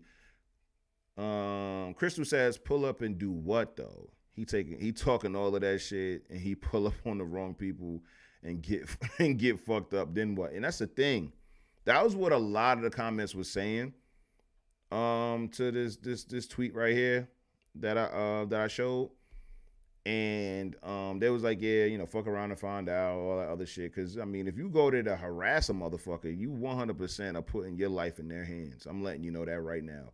If you go, because it's going to largely be in the South, if you go in the South, anywhere in the South, run up on somebody's property that you done found on Zillow or wherever the fuck you found that shit to confront them about something, and they have you're a threat, I just want you guys to know that they have all of the rights to send you to the abyss, to put you right on a t-shirt. I'm letting you know right now. So proceed with caution. Memphis says, buy that cheap ass crib and flip it. Okay, yeah, I mean, it's on Zillow. That's what the ancestors did. See how Memphis is moving ancestral? You know how many stories have we read with the ancestors buying the land of their former enslavement, and then they build on it. That's ancestral. Shout out to Memphis for that. For sure says, exactly. Crystal, what would I even say to them? They're down in Alabama, doing bad. My life is great.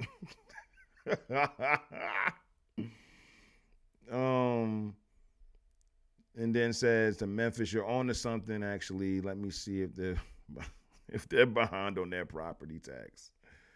So yeah, like, so when it comes down to that, um, there was somebody who actually did go to a home, to the home of the descendants of people that enslaved this person. And here we go. This is what we got here. This is what we got.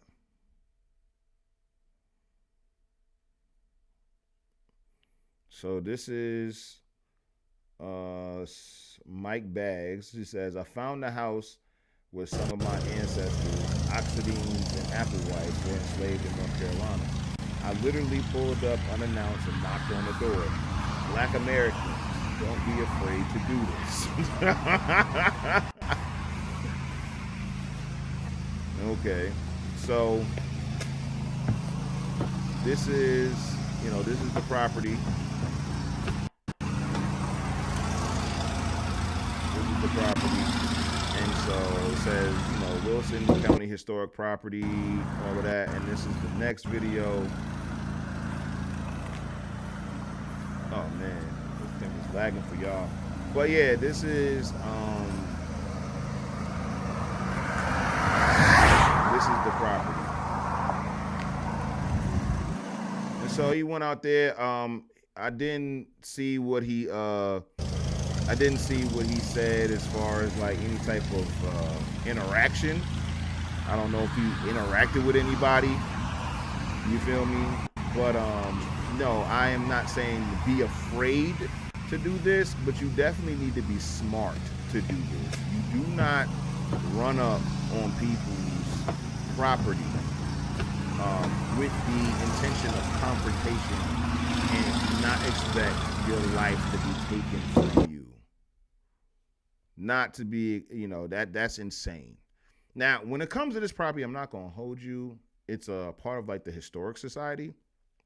So I don't know if anybody lives in this home. They could. It's, very possible. But yeah, if you go in there to actually, talk to them and, get some history shit off or, be able to talk to them, that's one thing. But if you go into that motherfucker to like confront them about the enslavement of your ancestors, I feel like that's some goofy shit to do. And I also think that you are putting your life in their hands.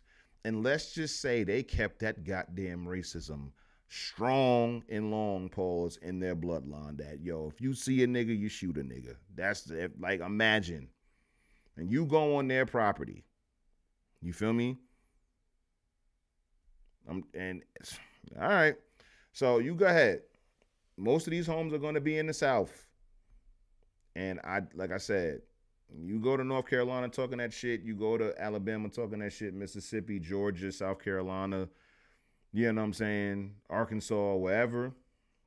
Talking that shit. And you think you about to just confront some random white people. You feel me? Who may or may not even be the people, like that lineage of people may not even be the people in that house. So you better be damn sure of your intentions when you go to these people's homes. I can tell you that right now. I know of niggas who were going door to door for sales and got into some badass shit, getting asses whooped and all of that. You feel me? So this is the reason why, like, I wouldn't advise it. You dig? So yeah. For sure says, I know my family history well and I'm related to them, so I don't know. See, that's what I'm saying. It's like, what honestly is the reason, outside of you being able to see the property, or whatever, because it's like the inside of that motherfucker not going to be the same thing as what your ancestors saw. So that's out. So why else would you be going in that bitch or going to that bitch? Is to see the outside, look at the land, look at the property. You feel me? Or if you really wanted to have a fucking relationship with the people who enslaved your ancestors. And I don't know about that shit. That's a little crazy. I don't know if I would do all of that. Well, I do know I wouldn't do that. I don't know why I said that. I would not do that. But yeah, that's going to be the only thing for me. It'll be a history thing. Like, this is a location where my ancestors were. And that's it. You feel me? Exactly. Stand your ground. Stand your ground. I'm gonna blow you off the fucking map doing that silly shit. That shit almost read like I've seen Son's content before, so I don't think he an agent for real. But that last sentence right here, talking about Black Americans, don't be afraid to do this. I was just like, no. That was kind of pushing motherfuckers into the line of fire. I ain't like that verbiage. You know, I've seen him on my timeline before. He's usually, you know, pushing some, you know, pro-Black American shit. But that is not good advice, man, without the proper context. Because you said you literally pulled up unannounced and knocked on the door. See, these prescriptions, you got to think about the influence, right? It's got how many views? 650,000 views, right? So it's just like, you got to be careful of that. You know, the influence that you have and shit, you need to be mindful. Like, you are telling them to replicate this. So you said you found the house, and then you literally pulled up unannounced and knocked on the door, and then you followed that up with Black Americans, don't be afraid to do this. So you're telling them Black Americans, do not be afraid to literally pull up unannounced and knock on the door. That's what you're telling them to not be afraid to do. And it's like, no plan on discourse. You're not you're just prescribing pulling up to people's cribs unannounced and knocking on the door, and then telling people not to be afraid to do it. And God bless. Wouldn't advise it, especially in the South. Anywhere, but especially in the South. So yeah. All right. Let's move on. So we got another one. Ladies and gentlemen. As you can see, we have another child properly handling firearms. I love to see it. I love to see women and children properly handling firearms. Men are supposed to properly handle firearms. So I'm happy to see men do it, just because that means that the more men do it, the more women and children are going to do it. Properly wielding a firearm is only going to mean that women and children are going to do more of it. If you've noticed, when it comes down to the prescription of Black America, has always been to have the men lead and have the women and children follow. Because men who are good people are going to lead their family to do the right things. Simple math. And so, you know, yes, more men coming into the community doing the things that they need to be doing, or being in the community and doing the things that they're doing, you will see a ripple effect, a domino effect of women and children following suit, because that's how society and humans work. You feel me? So, let's see. Christian says he don't know about customs and culture of the South. Is really a respecting at the end of the day. And for sure says, for real, my great granny kept a shotgun at the door. That's what I'm saying, man. Keep fucking around. Speaking of shotguns, let's get into it. What we got, sir? This is a 12 gauge shotgun. This is an AR-15. All right. This is a Glock 40. Okay. This is the clip to the AR-15. Okay. This is the clip to the Glock 40. Okay. This is the slug, the shotgun slug. All right. Good job. Yes, sir. What we got, sir? One more time. This is a 12 gauge shotgun. This is an AR-15. All right. This is a Glock 40. Okay. This is the clip to the AR-15. Okay. This is the clip to the Glock 40. Okay. This is the slug, the shotgun slug. All right. Good job. Yes, sir. What we Good got, job, sir? man. So yeah, 12 gauge AR Glock 40. How we look at 10 years old here. So in the previous episode, we had like a 5-6-year-old handling a rifle, shooting that motherfucker the right way. Okay. There was some concern about the lack of eye and ear gear, but you know, outside of that, and it was on his own land. And now today we have a young sir properly identifying firearms, okay, and being able to properly hold it. As you can see, he didn't sweep, he didn't point the gun, even though they were clearly unloaded with no mags in them. He still pointed them in the right direction. He didn't sweep. You can see that his father is clearly teaching him right as far as gun safety. And this is extremely important. You know, I'm not a huge, I'm not like Ma Rainey when it comes to like two-way and stuff like that, but I do deeply believe in two-way, and I do deeply believe that children need to be introduced to proper gun safety. Yeah, I said mag. He said clip. I know, because I remember Maj was going back and forth about this shit. A few of the gun nuts, they go back and forth about it. You'll have one half of the group who was like, yo, it's mag, not clip. Mag, not clip. Magazine, not clip. And then you'll have the other half who know the proper terminology. They'll be like, man, let people say clip. It doesn't matter.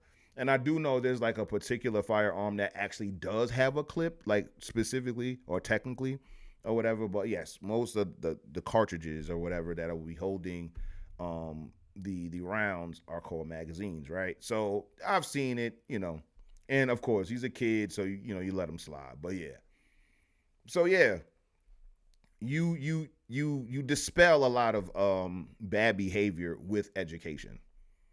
That's how everything goes. If you don't teach a child how to properly wipe themselves, they're going to be stinky. If you don't teach a kid how to properly clean themselves, they're going to be dirty. If you don't teach a kid how to properly clean the room, their room is going to be messy. Like, you have to train up a child. That's the entire point of you having a child. That's what you've been called to do, to properly train them.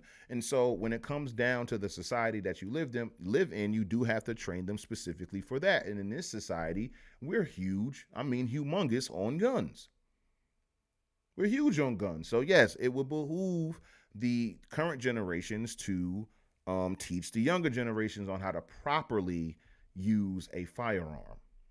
100%. No different than properly learning how to use a knife, properly learning how to use a saw, properly learning how to use, a drill or any other potentially dangerous tool. You dig what I'm saying? So yeah, this is great. We need more of this. I want to see more of this. I'm sure, based upon, my interaction with this type of material, I'll see more of it, and I'm going to put it on the show every single time. Because I love this. I love seeing women and children properly use firearms.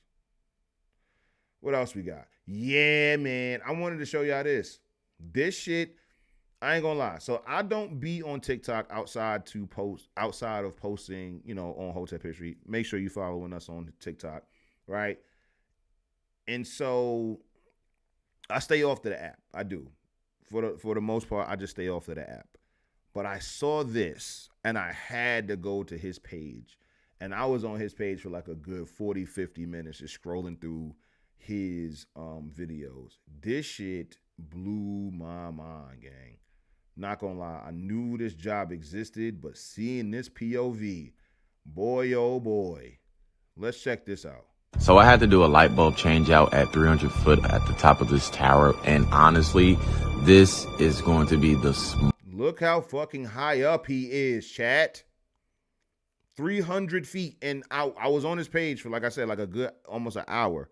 I've seen him go as high as 800 feet. 800 feet in the air. And the only thing that's keeping him up there is a fucking, like, a harness, and some fucking, like, some strong rope. Like, not rope, but like whatever that, like the shit that you clamp onto the fucking tower and shit like that. Like, son, 100 feet is too high for me, gang. I'm not gonna lie. Son was at 800 feet, and I think he went all the way up to 1,000. All the way up to 1,000 feet in the air, son. No way. Smallest, tightest area up here on this tower, especially with this beacon. I literally was standing up, but I did make a way. Look at this. Look at this. No. And while you're here, are you asking, yo, Hotep, you fuck with roller coasters? No. I do not. I fuck with flights. You feel me? But no, I do not fuck with roller coasters that get this high or anywhere near there. I don't fuck with thrill seeking. I'm not jumping out of planes. I'm not swimming with sharks. I'm not doing none of that shit. I am also not becoming a tower climber. A tower climber. This nigga is up there, and it's a black man, by the way. It's a black man doing this job. It's one of the reasons why, another reason why I was super interested in it, because it's a black man doing this shit. This man is 300 feet in the air to change a motherfucking light bulb. 300 feet in the air to change a motherfucking light bulb. Gang, what? Towards where I was actually sitting down. Later on in this video, I'm going to show you exactly how I was sitting. But just to give you this full view of how it looks. And you hear the fucking music he's using. Up here at 300 foot, it's not just your average tower. This is a Johnny Andrews tower, one of these old school towers. They're still around, but it's so small up here. It was very uncomfortable. Probably one of the worst light bulb change outs in my career, towards where I couldn't get comfortable. And as you can see right here, I'm sitting right up close to this beacon. I have pretty much no wiggle room like to twist or anything like that. So it's all reaching around to get, the stuff that I need, especially these light bulbs. But just to be honest with you, this was probably one of the worst light bulb changes because I didn't have any room. I mean, what good does that do me? Like, it doesn't do me any good up here. I'm literally pressed up against this beacon, but just wanted to show you exactly how it looks up here at 300 foot. Nah, no, fam. No. The answer is no. Would y'all do that job? Am I tripping? Like, man, would y'all do that job? Like, geez Louise, man. And it's like, because I was on his page for so long, like, I got an understanding of of the job, right? Like, I'm saying, because all of the videos are educational, informative videos like this. He's showing you the job that he's on, and he's explaining the different components of the tower. He's explaining different parts of the tower and stuff like that, and you're learning different tricks of the trade as far as tower climbing and shit like that. Like, it's like that. You feel me? And so I'm learning about this shit. Like, he's saying that you don't drop anything from the tower.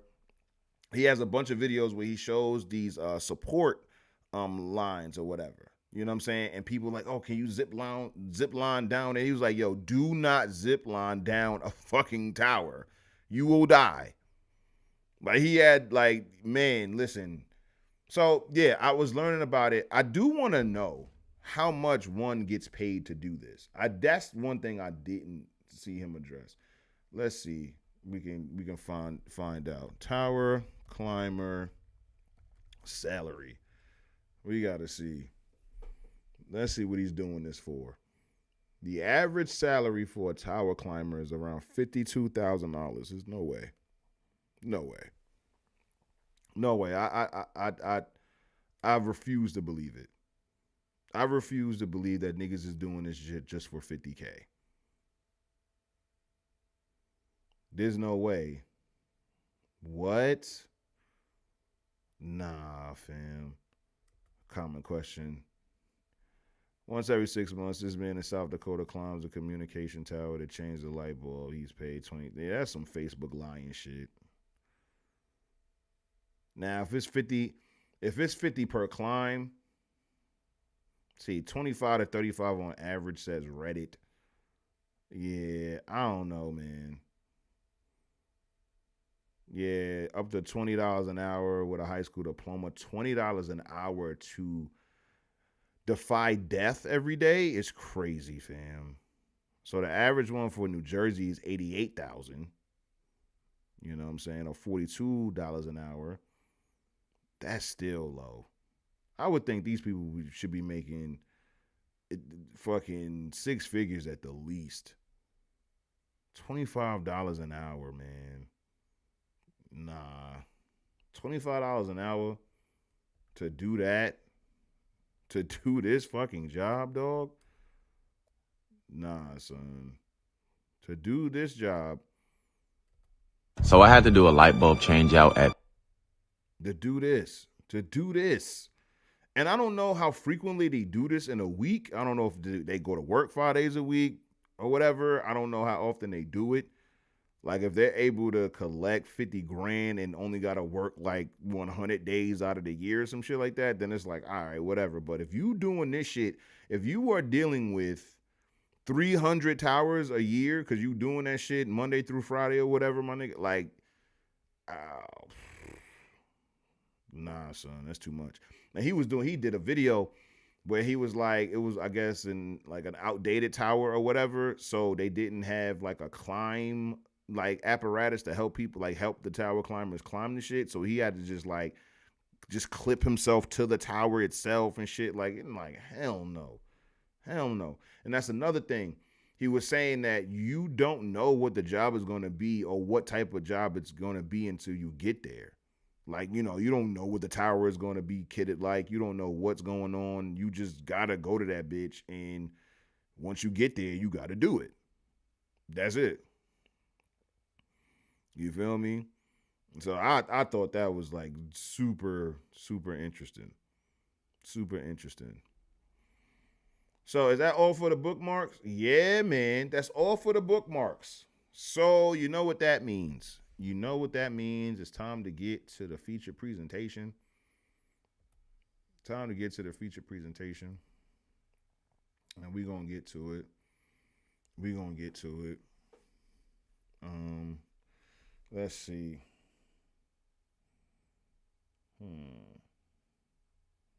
What we got?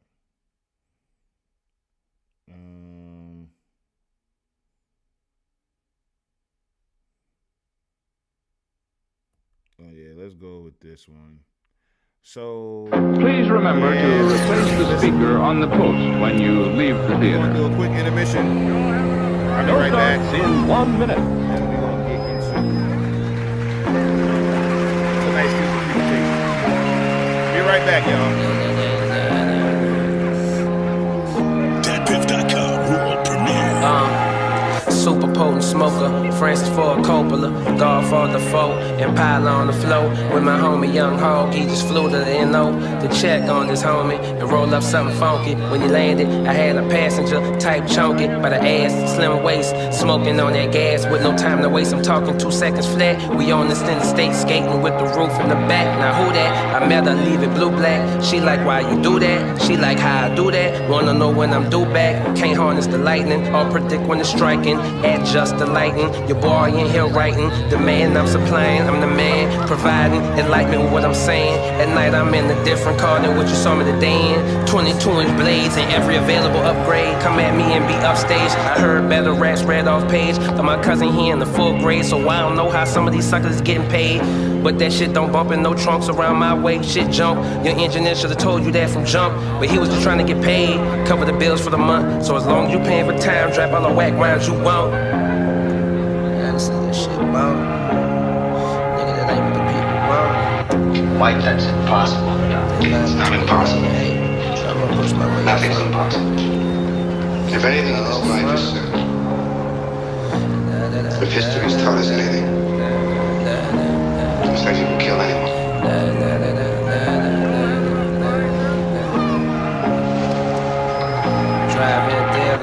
Just consider this, Mike. That's all. Just consider it.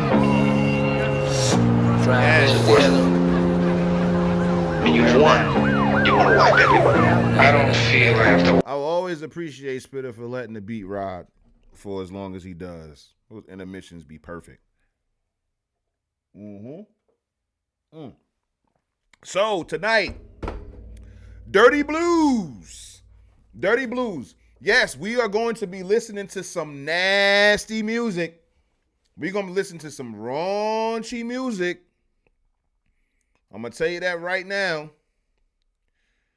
The songs that I've heard, ladies and gentlemen, to prepare for tonight, I was wowed by it. Now, if you are, in the know, you probably know one, which is going to honestly be, if you know that one, it is, as far as history goes, going to be your most explicit artist and your most explicit songs. And we're going to get into them. This episode is not safe for work because we're playing these songs uncensored. You hear me?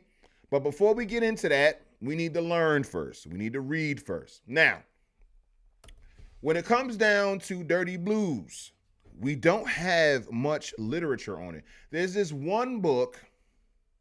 It's given new black vibes because it was called Queer Blues. And it was largely talking about like the representation of the LGBTQ community. Excuse me, Jesus, sorry. We didn't even start drinking yet. But the LGBTQ community in the early 20th century music scene, particularly in blues. And so that's what that was about.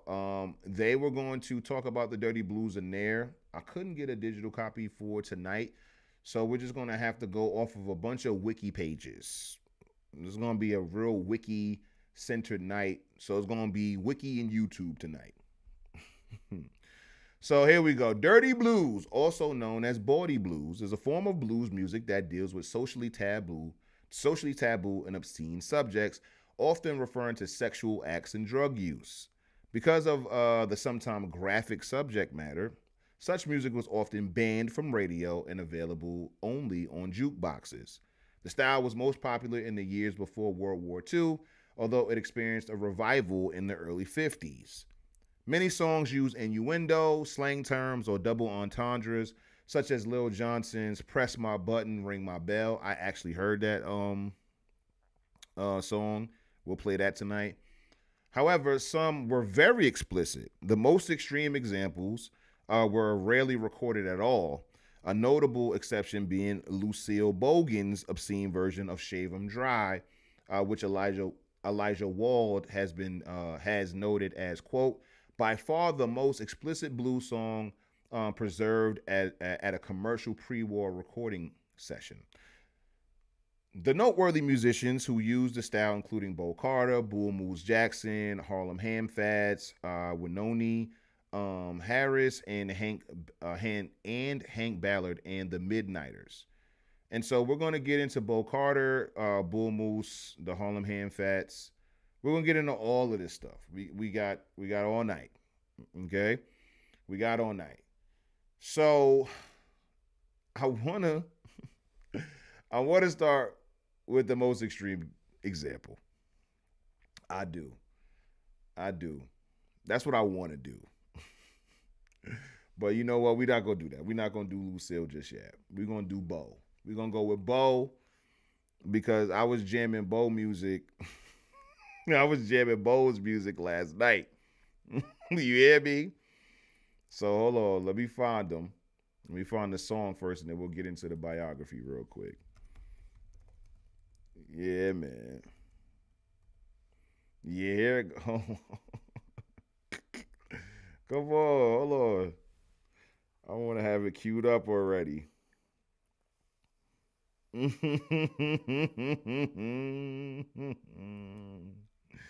Hold on, let me have it ready. Oh, they about to hit me with the ad. Okay, we can skip it. All right. Nah, not yet. Not yet. We're going to listen to the song in just a second.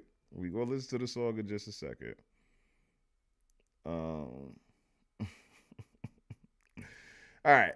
So our mentor, or our Armentia Chapman, known as Bo Carter, was an early American blues musician. He was a member of the Mississippi Sheiks in concerts and on a few of their recordings. He also managed that group. He also managed that group, which included his brothers Lonnie Chapman on fiddle and occasionally Sam Chapman on bass and their friend Walter Vinson on guitar and lead vocals. Okay, since the 1960s, Carter has become best known for his bawdy songs such as Let Me Roll Your Lemon, Banana in Your Fruit Basket, Pin in Your Cushion, Your Biscuits Are Big Enough for Me, Please Warm My Wiener, All Around Man, and My Pencil Won't Write No More. However, his output was not limited to dirty blues. In 1928, he recorded the original version of Carina, which later became a hit for Big Joe Turner and has become a standard in various musical genres. Carter and his brothers, including the pianist, his whole family was pianists, excuse me, was musicians. Harry Chapman, who also made recordings, first learned music from their father. Look, their whole family was musicians. Henderson Chapman, who was a fiddler, a former slave, at their home on a plantation between Bolton and Edwards, Mississippi. Their mother Eliza, also sang and played the guitar. Like literally their entire family. The entire family. Both parents and all of the kids not only sang, but they played an instrument. All right. Carter made his recording debut in 1928, backing Alec Johnson, and was soon recording as a solo musician. He became one of the dominant blues recording acts of the 1930s, recording 110 sides. He also played with and managed the family group, the Mississippi Sheiks, and several other acts in the area. He and the Sheiks often performed for whites, playing the pop hits of the day and white-oriented dance music, as well as for blacks, playing a bluesier repertoire. Carter went partly blind during the 30s. He settled in Glen Allen, Mississippi, and despite his vision problems, did some farming, but also continued to play music and perform, sometimes with his brothers. He moved to Memphis and worked outside the music industry in the 1940s. He had several strokes and died of a cerebral hemorrhage at Shelby County Hospital in Memphis, September 21st, 1964. He is buried in the Yuma Cemetery in Sharkey County, Mississippi. So this is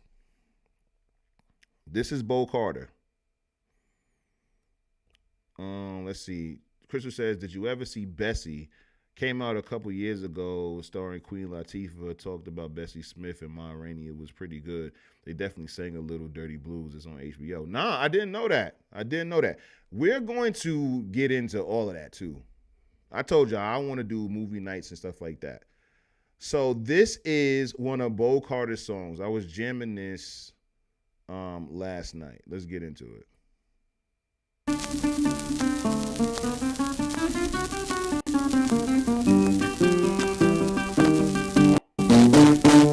I got something to tell you, baby. Don't get mad this time. If you want my wiener, you give me ease all up in my mind. Baby, please want my wiener. Oh, want my wiener. Won't you just want my wiener? Cause he really don't feel right cold. Now hold on. Now listen here, sweet baby. I ain't no lying man. If you want my wiener one time, you'll want to want him again. Baby, please want my wiener. Listen. Please want my wiener. This is a hit. I'm telling you, as soon as Bo get out the booth, as soon as we finish recording, we got another one, Bo. You crazy for this one. Let's go, Bo. Come on, bring it back for the people. Come on. Oh, want my wiener. Won't you just want my wiener? Cause he really don't feel right cold. Yo, listen, man. Listen. You ever... You know what I'm saying? We gotta let them know. Listen, man, it don't feel right cold. It don't feel right cold. Warm it. Oh, man. Let's go. There's some say it takes hot water. Baby, can't you see? But your heat, baby's plenty warm enough for me. Hey. Baby, please warm my wiener. Your heat, your personal heat is warm enough for me. Warm my wiener. Listen, warm my wiener. You hear me? Oh, warm my wiener. Won't you just warm my wiener? cause he really don't feel right cold. Come on. Yeah, it's time to drink now. We at the speakeasy now. We at the speakeasy. Oh, baby, please warm my wiener. Tell her, Bo. Tell her, Bo. Yeah, let's pour up a drink. We at the speakeasy. So we chilling. Now listen here, sweet baby. It ain't no fake. I'm begging you, baby, now just give your daddy one break. Baby, please warm my wiener. We in the speakeasy. Oh, warm my wiener. You see a nice little gal on the other side of the spot. Won't you just warm my wiener? Cause he really don't feel right cold. Bo in the background singing, setting the mood. Now listen here, sweet baby. You know that time's growing old. I don't want you warm half of my wiener. I want you to warm him all. Baby, please warm my wiener. Yeah, man. Listen. Oh, warm my wiener. Won't you just warm my wiener? How you doing? Cause he really don't feel right cold. They call me Hotep. Let me stop. Yo, man. This not even the worst one. We didn't even get to the nasty yet. But that was Please Warm My Wiener by Bo Carter. Now he got another one for the small butts out there. Matter of fact, let's see if I can find another one. Let's see if I can find another one, because he got another one for the small butts. He did small butts matter. But we gonna see if he got another joint. Let me see if we got another innuendo joint. It is available. It is available. This is more Bo Carter. Hold on. We're gonna skip the ad. Hold on. There we go.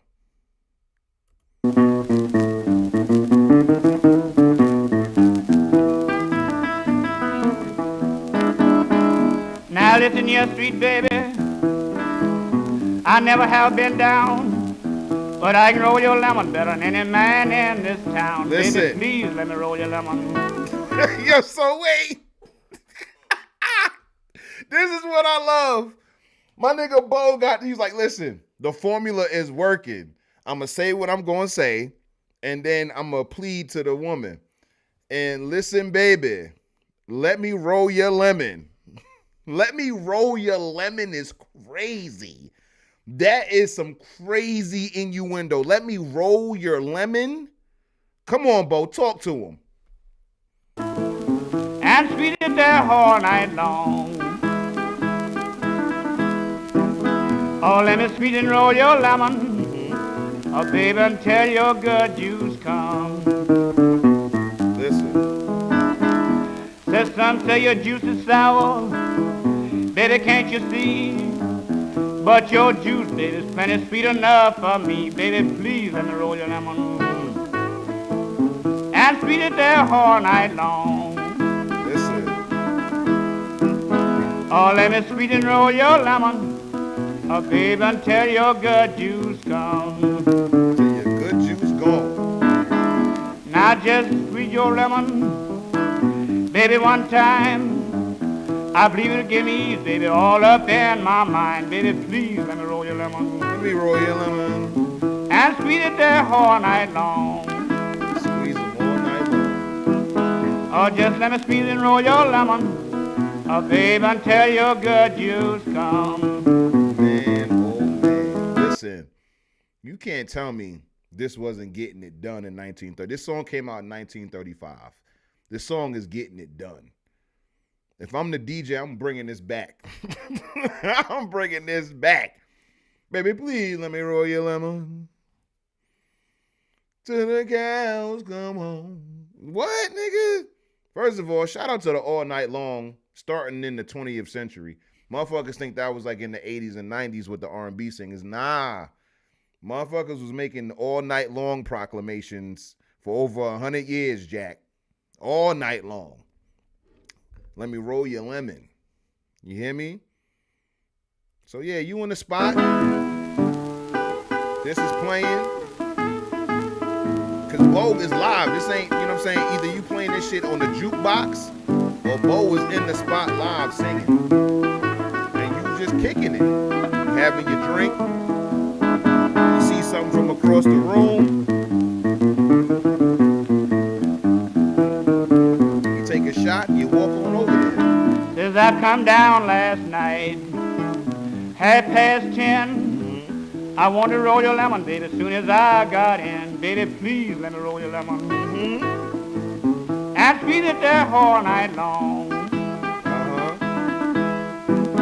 Oh, just let me roll and squeeze your lemon. Oh, baby, until your good juice comes. I ain't gonna lie, that's a better scenario. Come in the house. As I woke up this morning, 4:30, I want to roll your lemon, baby, just before I go. Baby, please let me roll your lemon. Come on now. And squeeze it there all night long. Oh, just let me roll and squeeze your lemon. Oh, babe, until your good juice comes.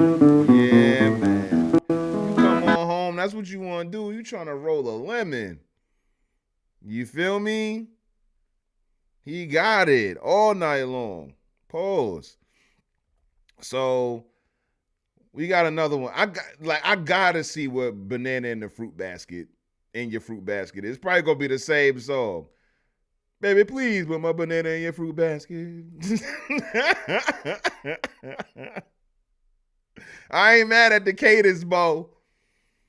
I ain't mad at the cadence, man. I ain't mad at the flow. If it ain't broke, don't fix it. You feel me? I'm not mad at you, Bo. Oh, we got it. We got it. Let's get into it. I gotta hear this one. We're gonna move on to the next artist. We're gonna move on to the next artist after this one. But we getting into it. I'm telling you, y'all have your drinks ready. We at the speakeasy tonight. We are at the speakeasy tonight. Hold on. 1931.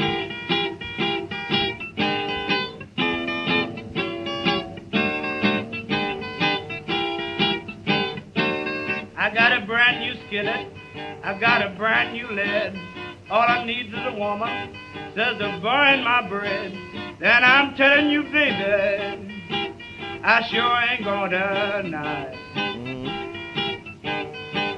Let me put my banana in your fruit basket, and I'll be satisfied. Man. Now I got the white gold, my baby got the tub. We gonna put them together, gonna rub. And I'm telling you, baby, I sure ain't gonna deny. Let me put my banana in your fruit basket, and I'll be satisfied. Hold on. Let me put my banana in your fruit basket, and I'll be all right. Come on, talk to her, Bo. Talk to her. This is that 1930s game. This came out in 1931. See, you still had to have some type of gentleman liking. You couldn't just walk up and be like, yo, I want to stick, you know what I'm saying? I want to stick it in you. You got to be cool. I want to put my banana in your fruit basket. That's fire.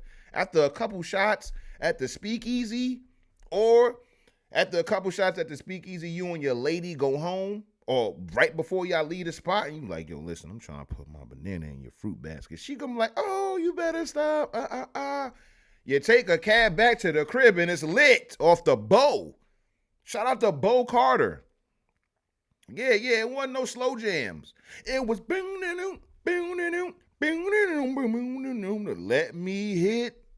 let me hit. You gonna make me cheese and grits if you let me hit. Like, that's what it was. Like, listen, son, I'm with that. That's fire. It wasn't no, there's a meeting in my bedroom. None of that. Nah, it was this. It was this right here. This. Go let my banana spoil now. Don't let it spoil. Let my banana spoil now. Oh, he's saying let it spoil. Oh, shit, all right. I can see the way you can on. You don't want my banana, no. How I got the dasher. My baby got the churn. We gonna churn until the butter come. Then I'm telling you, baby, I sure ain't gonna night. Let me put my banana in your fruit basket, then I'll be satisfied. I'll be satisfied. Now my baby's got the claws, and I got the needle. We gonna stick, till we both will feel it. Then I'm telling you, baby, I sure ain't gonna night. Let me put my banana in your fruit basket, then I'll be satisfied. Man, listen. Gonna let my banana run now.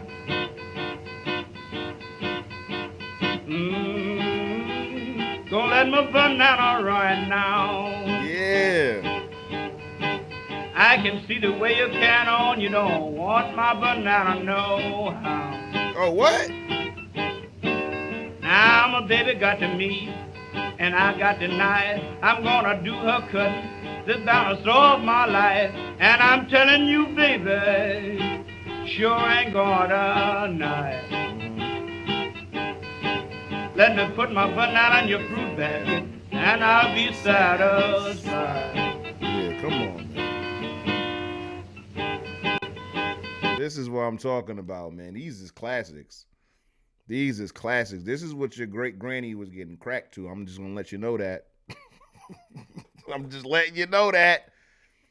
It was up and it was stuck when it came to Bo Carter, and when that came on. You hear me? Oh man.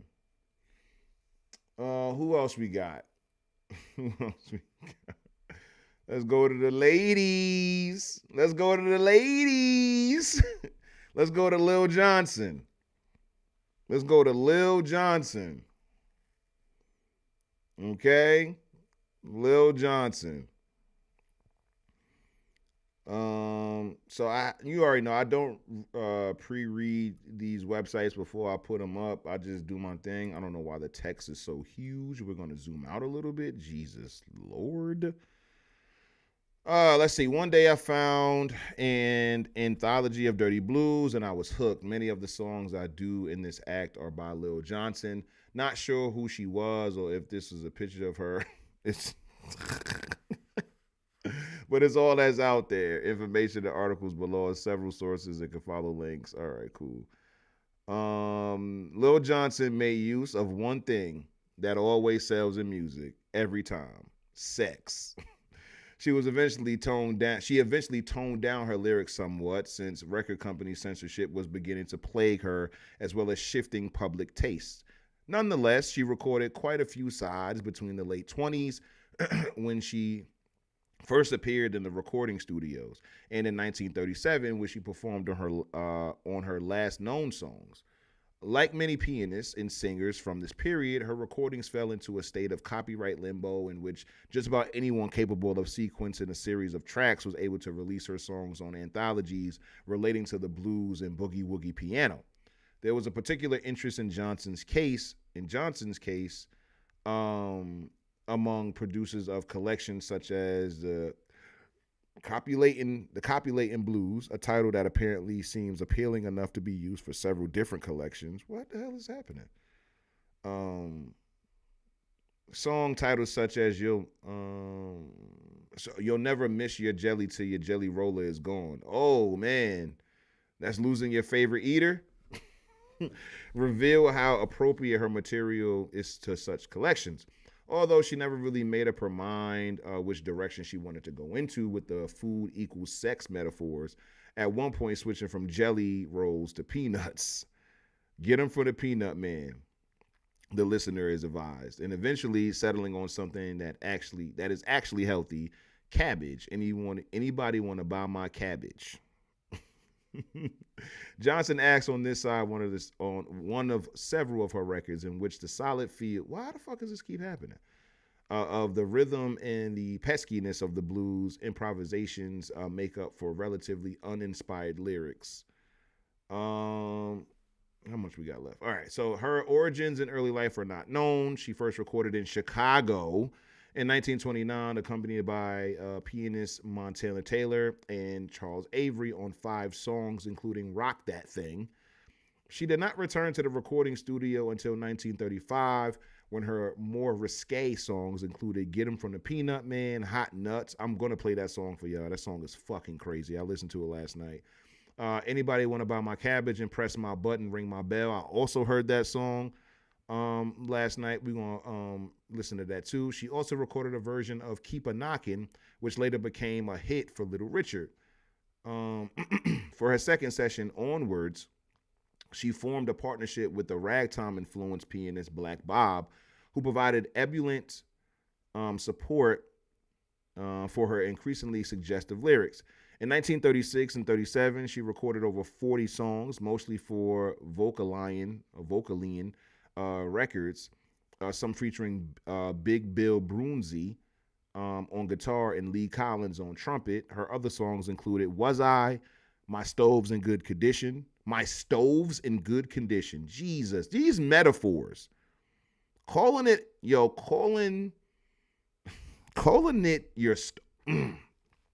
Jesus. Calling it your stove is crazy. And then titling the song My Stove's in Good Condition. Oh my God. Take Your Hand Off It and Buck Naked Blues.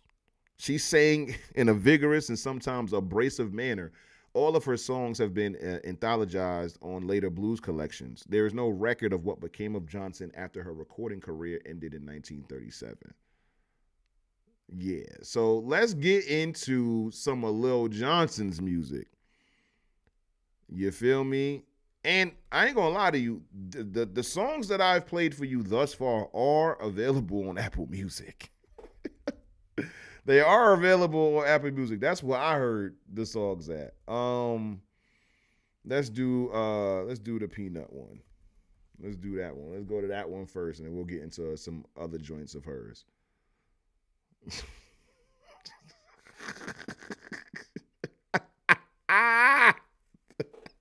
Yo, oh for sure, it's crazy.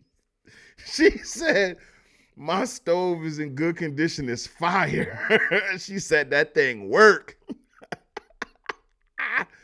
Well, let's listen to Lil Johnson and her song. And we're gonna get to it. Let's go.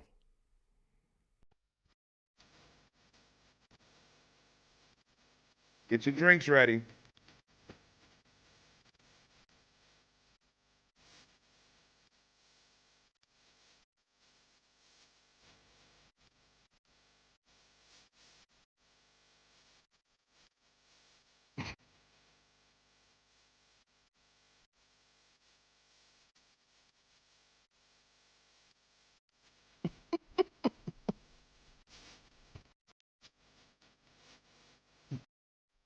So, hot nuts. Get your hot nuts. Get them from the Peanut Man. Listen, man.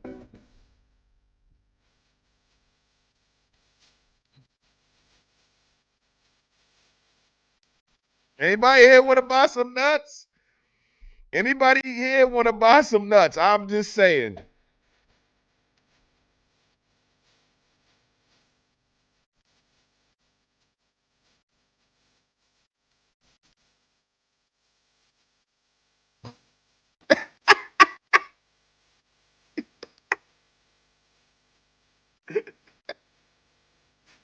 Nuts? Oh my goodness. Oh, nuts?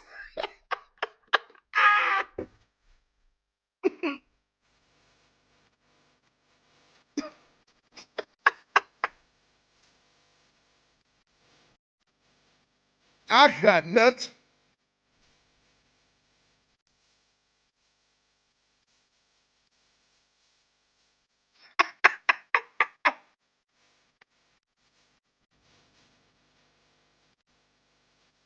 Listen, son.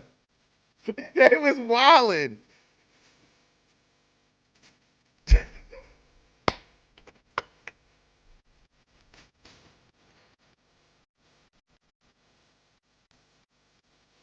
And it's like everybody understood what Lil meant.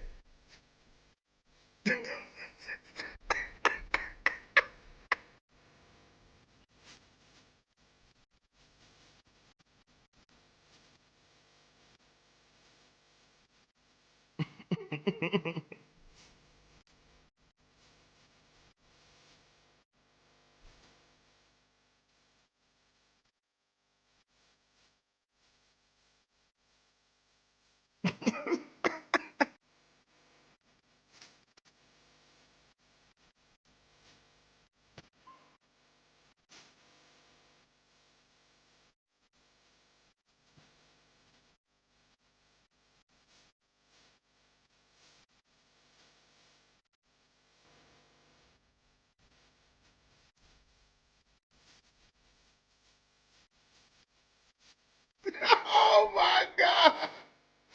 Yo, trying to get your nuts off before noon? Oh my Lord. Lil, please. You embarrass me. She is going hard for the nuts, man. She going hard. She got another one just like it. Okay? She got another one just like it called Anybody Wanna Buy My Cabbage. So listen.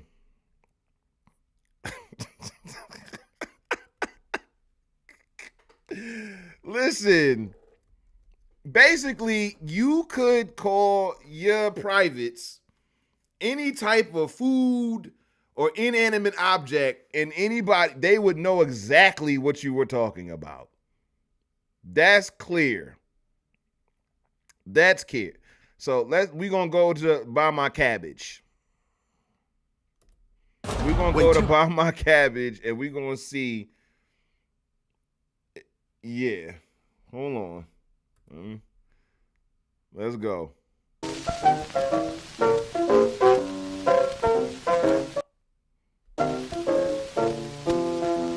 there anybody here want to buy my cabbage? Just holler, hey, hey. Is there anybody here want to buy my cabbage? Just step this away. Now my cabbage is good, you well understand. If you don't want my cabbage, take 'em back to Birmingham. There anybody here want to buy my cabbage? Just holler, hey, hey. Listen, do you want her cabbage, fellas? She's asking you, do you want some of her cabbage? Do you want some of her cabbage? If you do, then go on and have the cabbage. But if you don't, you got to send her back to Birmingham. You understand? Lil wants to sell this cabbage. You hear me? Is there anybody here want to buy my cabbage? Just holler, hey, hey. Is there anybody here want to buy my cabbage? Just step this away. Now I got good cabbage, ain't no much to do. I raised my sprouts down in New Orleans. Is there anybody here want to buy my cabbage? Just holler, hey, hey. Yo, fellas. Is there anybody here want to buy my cabbage? Ladies. Just holler, hey, hey. Is there anybody here want to buy my cabbage? Just step this away. Now I got good cabbage, selling mighty cheap. I peddle my cabbage, 35th Street. Is there anybody? So she said she got good cabbage. You know that it's sweet. And she sells her cabbage on 35th Street. Listen. I'm just saying, shout out to the women with sweet cabbage. Shout out to the women with sweet cabbage. Here want to buy my cabbage? Just holler, hey, hey. Listen, man. It's only gonna get raunchier. I'm telling you, we have not reached peak raunchy. This is still innuendo. So yeah, this is how they were talking to each other. You understand? This is how they was getting down. This is how they was flirting. This is how they got raunchy. You still had to have some coof about yourself. Anybody here want to buy my cabbage? So you called it cabbage. Just holler, hey, hey. Is there anybody here want to buy my cabbage? Just step this way. Now my cabbage is mighty good. The best old cabbage in the neighborhood. Is there anybody here want to buy my cabbage? Just holler, hey, hey. She said she got the best cabbage in the neighborhood. What? Come on now. Come on now. You ain't gonna sit here and lie. Somebody tell you that they got the best cabbage in the neighborhood. Come on now. Talk to me, fellas. Man. Sammy came back from a wholesome dinner. Sammy came back from a wholesome dinner with his family to the filth, to the ancestral filth. He says, I came back on the right one. Sammy, we've been at the speakeasy all night, brother. We done turned this into a juke joint. You hear me? You see, you put the family to bed and all of that. You put them in the crib, make sure they was in the house safe. Now you at the juke joint with the Hoteps. You feel me? You in 1930s. Oh, you in 1930s. Juke joint, get you a drink if you're drinking. We at the spot. Welcome to the Hotep Underground. I'm your host. Pull up a seat, get you a drink. We got Lucille at the bar. She'd be happy to serve you. Come on in. My man thought he was raised in sand. I said, give it to me, baby. You don't understand where to put that thing. Where to put that thing. Just press my button. Give my bell a ring. She said, press her button. Give her bell a ring. Come on, baby, let's have some fun. Just put your hot dog in my bun. And She said, put your hot dog inside my bun. Pause on my end, but Lil going crazy. Boo-lo. Now we gonna wheel that back.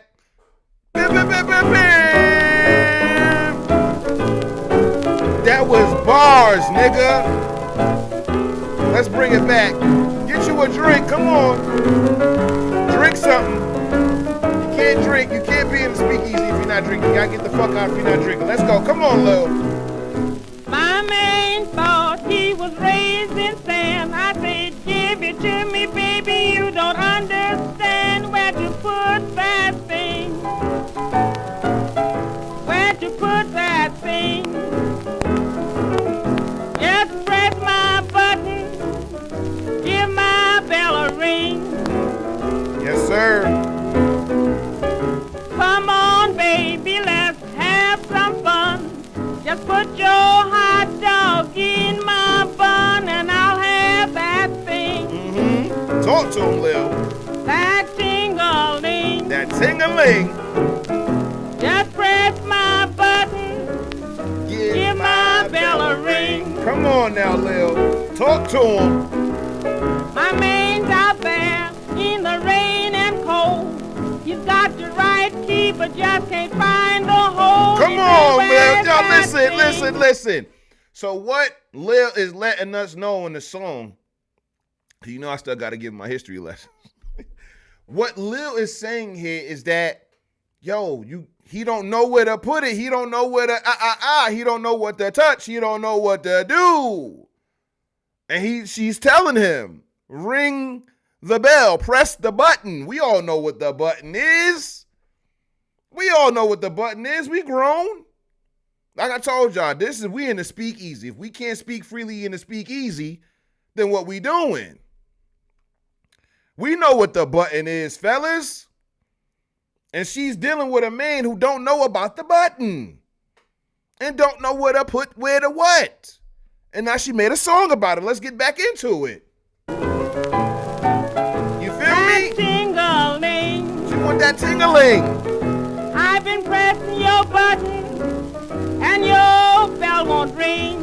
And then she says she been pressing his button, which is, I don't know what the fuck that is. She been pressing his button and his bell don't ring. Come on now, let's wake it up.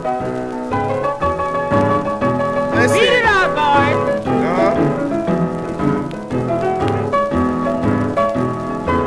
Come on in all my buttons.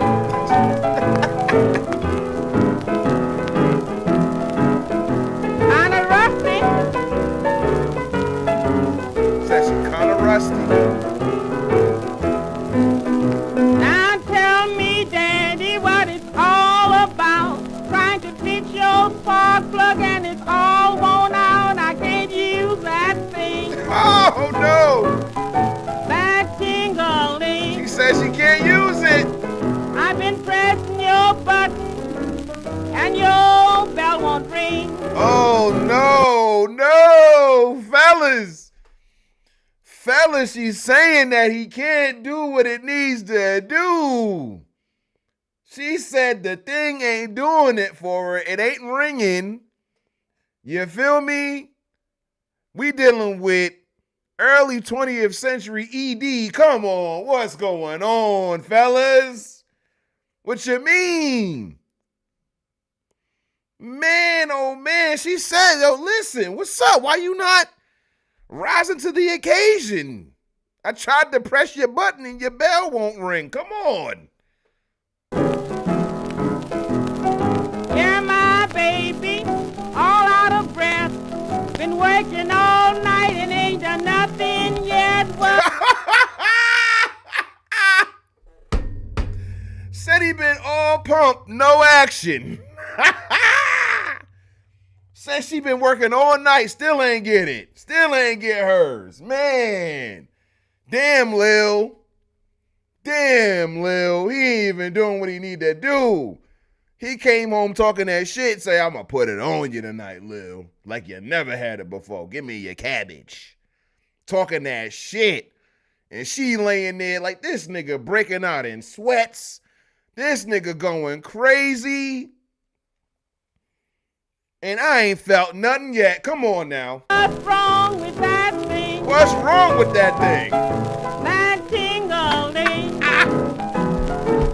I've been pressing your button and your bell won't ring. Jesus.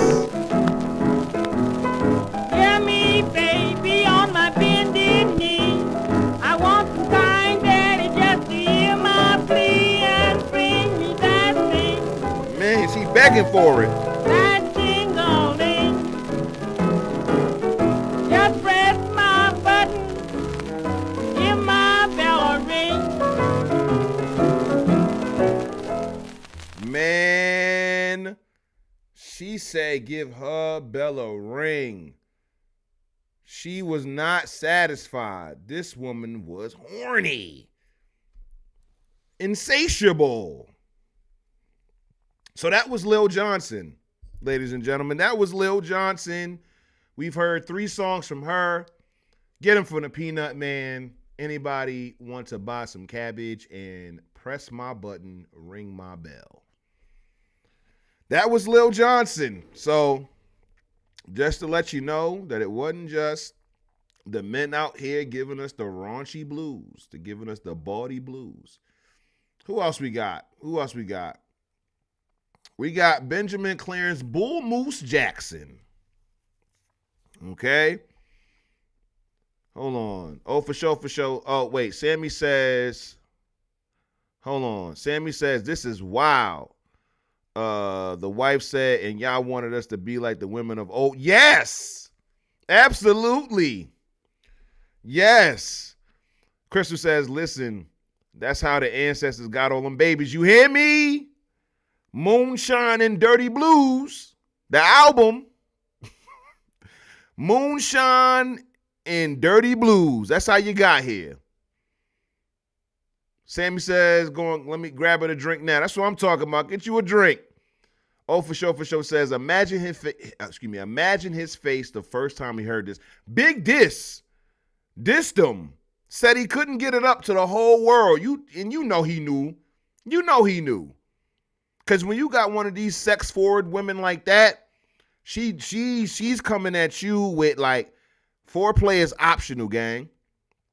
But you need to be able to know how to touch me. But you need to be coming ready. Attention. Standing at. I should not have to work hard to get it. You feel me? And man, listen. I can imagine Lil being like, this nigga, man. I've been, and he still ain't, You feel me? Yeah, fuck out of here. I gotta make a song. You know what I'm saying? So this is Benjamin Clarence Bull Moose Jackson. Hold on. Crystal says, damn man done came back from the war and the hot dog don't work no more. Listen, man, not her fault. Not her fault. Don't want to hear it. Press her button. Give her bell a ring. She said she was on a bended knee, begging. Listen. Sammy says, sounds like this guy needs some Apex. That's a fact. That's a fact. Get them vegetable oils out of his body. I don't know what it was going on. The food was as natural as it can be in the 1930s. But y'all remember that advertisement, Weak Men. Y'all remember that advertisement in the newspaper. Crystal says, that's why she was out there selling cabbage and buying peanuts. Yeah, that's what I'm saying. She was talking about that peanut man. The peanut man was holding it down. Hot nuts. She was so happy with the peanut man. She was like, y'all got to try this. Anybody else want to try the peanuts? Anybody else? I'll stamp him. Shout out to the fellas out here that's peanut men. Fists in the air for all of the peanut men who out here giving hot nuts. How much he said he charged? $6 for a quarter, some shit like that. Yes, sir. Shout out to all of the peanut men. I'm about to, y'all gotta fuck with me on Twitter, because if I hop on the motherfucking timeline and I say hashtag peanut man, I don't want niggas to look at me crazy. Y'all gotta hold me down. You feel me? Let's see. Sammy says, the creative license shows me how they were just as human as we are today. They weren't all uptight and stuck up. Yeah, of course. Of course. So let's talk about Benjamin Clarence Bull Moose Jackson. He was an American blues and rhythm and blues singer and saxophonist who was most successful in the 1940s. He's considered a performer of dirty blues because of the suggestive nature of some of his songs, such as I Want a Bow-Leg Woman, that's what we about to listen to, and Big 10-Inch Record. We're listening to both.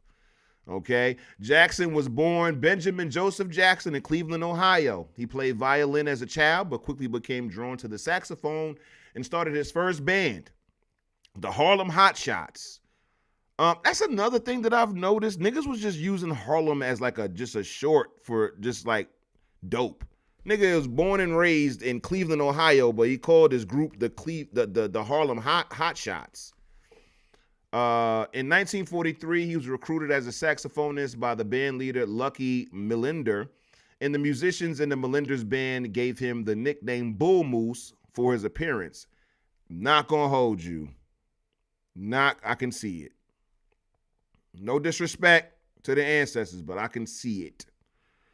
Anyway. Oh, wait. Was Lucky black? Please be black.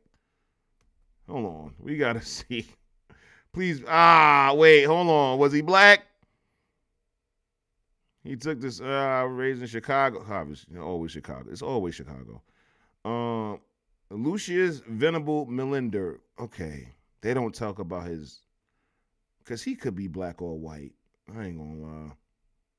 He could be black or white. I don't know. Anyway, let's go back. Let's go back to Bull Moose. He began singing when he was required to stand in for Wynonie Harris at a show in Lubbock, Texas, or Lubbock.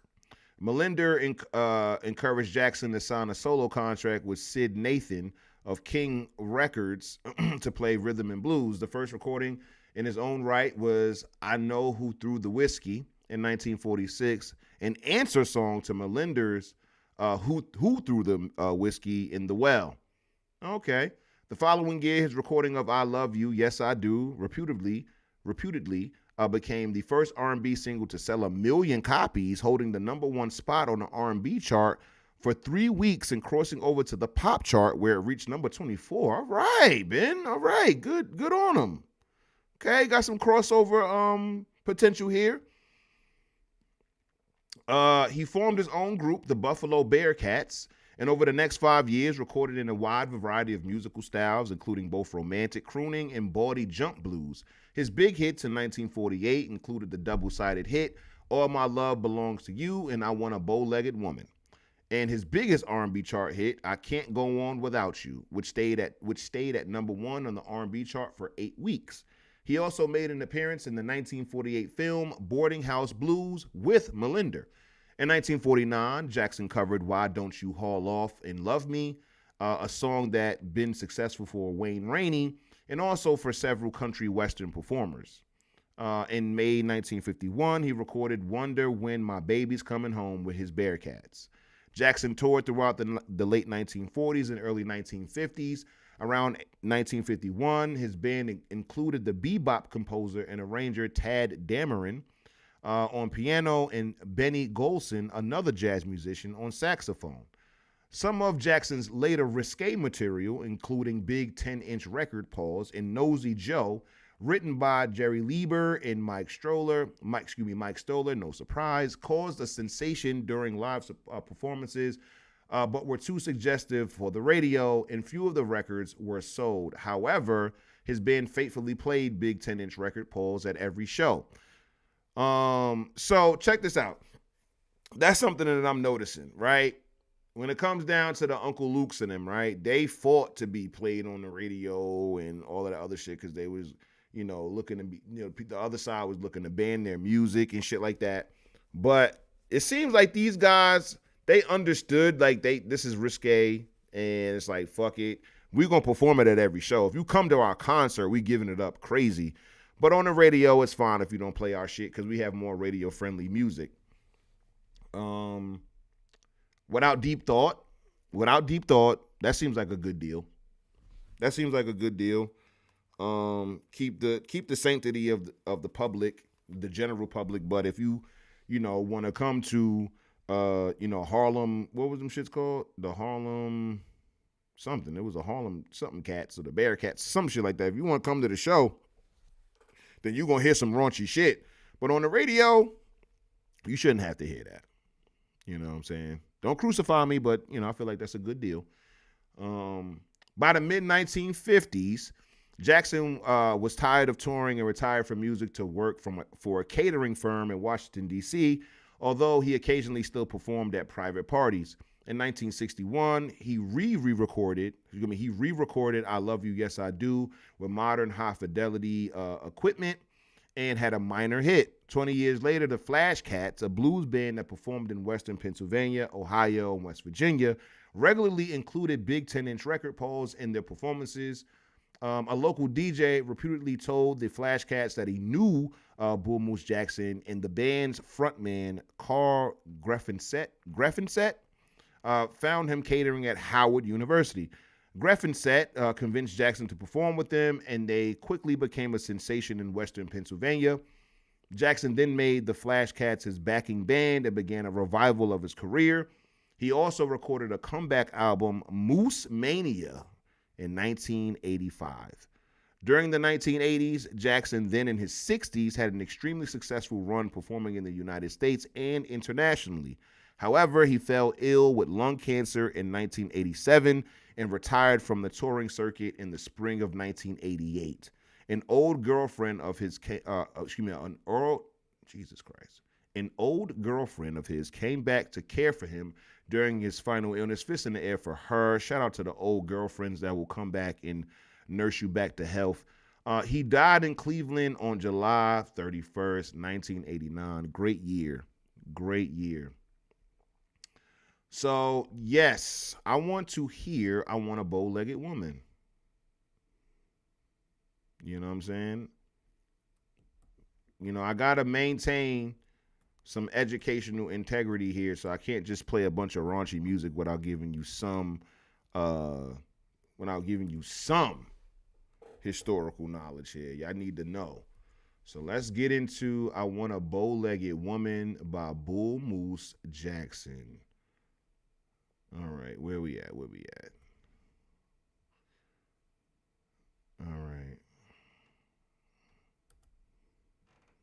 All right, so we gotta wait for this to come through.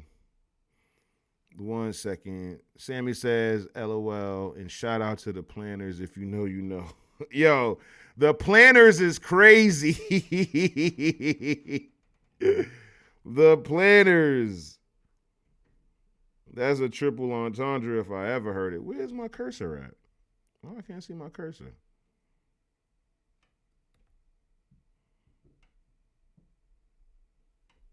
What the hell is going on? Hold on. Okay. I was about to say, what the hell is going on? But yeah, I want to keep learning about this music. I ain't gonna lie, yo, because it seems like all through the 20s, and all throughout the 20s and to the 50s, maybe even the 60s, this was a formidable genre. Let's get into it. Hold on. I Want a Bow-Legged Woman. Bull Moose Jackson and the Buffalo Bearcats. Oh, okay, we going. Okay. So, it's getting a little laggy. It's all good.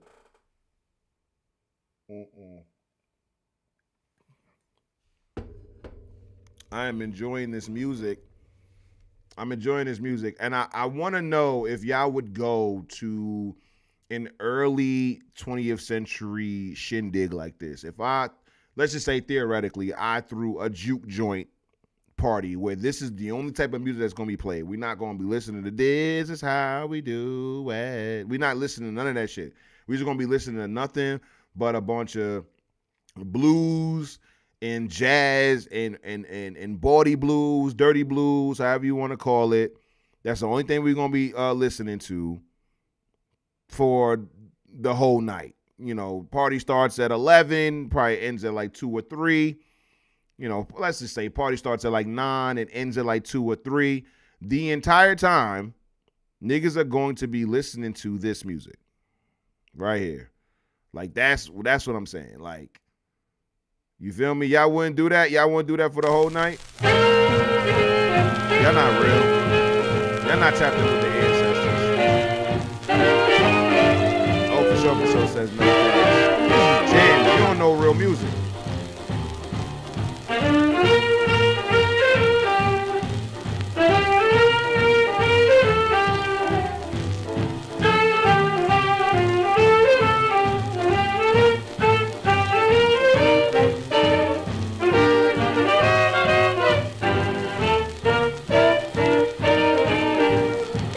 I want a bow-legged woman, that's all. I want a bow-legged woman that's tall.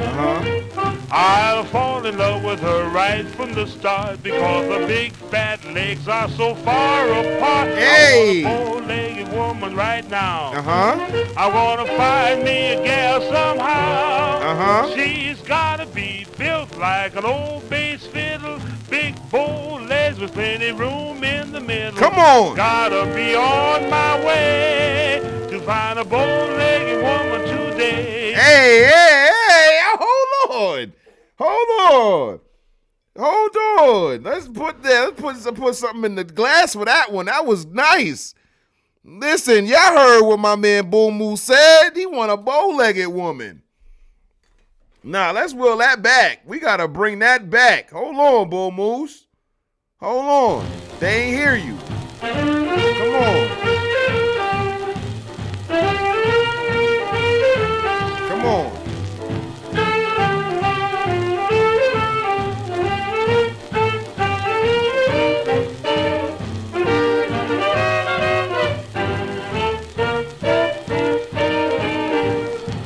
I want a bow-legged woman, that's all. I want a bow-legged woman that's tall. I'll fall in love with her right from the start because the big fat legs are so far apart. I want a bow-legged woman right now. I want to find me a gal somehow. She's got to be built like an old bass fiddle, big bow legs with plenty room in the middle. Come on. Gotta be on my way to find a bow-legged woman today. Come on. A bow-legged woman. Yeah. He wants a bow-legged woman. Boy, I'll fall in love with her right from the start because the big fat legs are so far apart. He wants a bow-legged woman. Because her big fat legs are so far apart. Bull Moose was a horn dog, you hear me? You know how niggas be going crazy for feet and shit? Them fetish niggas? This nigga Bull Moose had a bow-legged fetish. He needed to see them big fat legs far apart. You hear me? He needed to see that. You needed to be built like a bass fiddle. Hold on. What does a bass? Because I know what a bass fiddle look like, but I gotta look it up. She need to be built like a bass. Oh shit, my fault. She need to be built like a bass fiddle. She needed to be built like this. Yeah, that's what he talking about. He need a woman built like this. I feel you, Bull Moose. I feel you. He needed something. Yeah, I see him. I see the vision, Bull Moose. I ain't gonna lie to you. We looking at a bass fiddle right now, and I know exactly what she need to be shaped like a bass fiddle. Yeah. I know I'm picking up what you putting down, Bull. Come on, let's get to it. Divine. A bow-legged woman that's fine. She don't have to be no glamour gal, but she gotta have hooves like an old Bill Bear. Gotta be on my way to find a bow-legged woman today.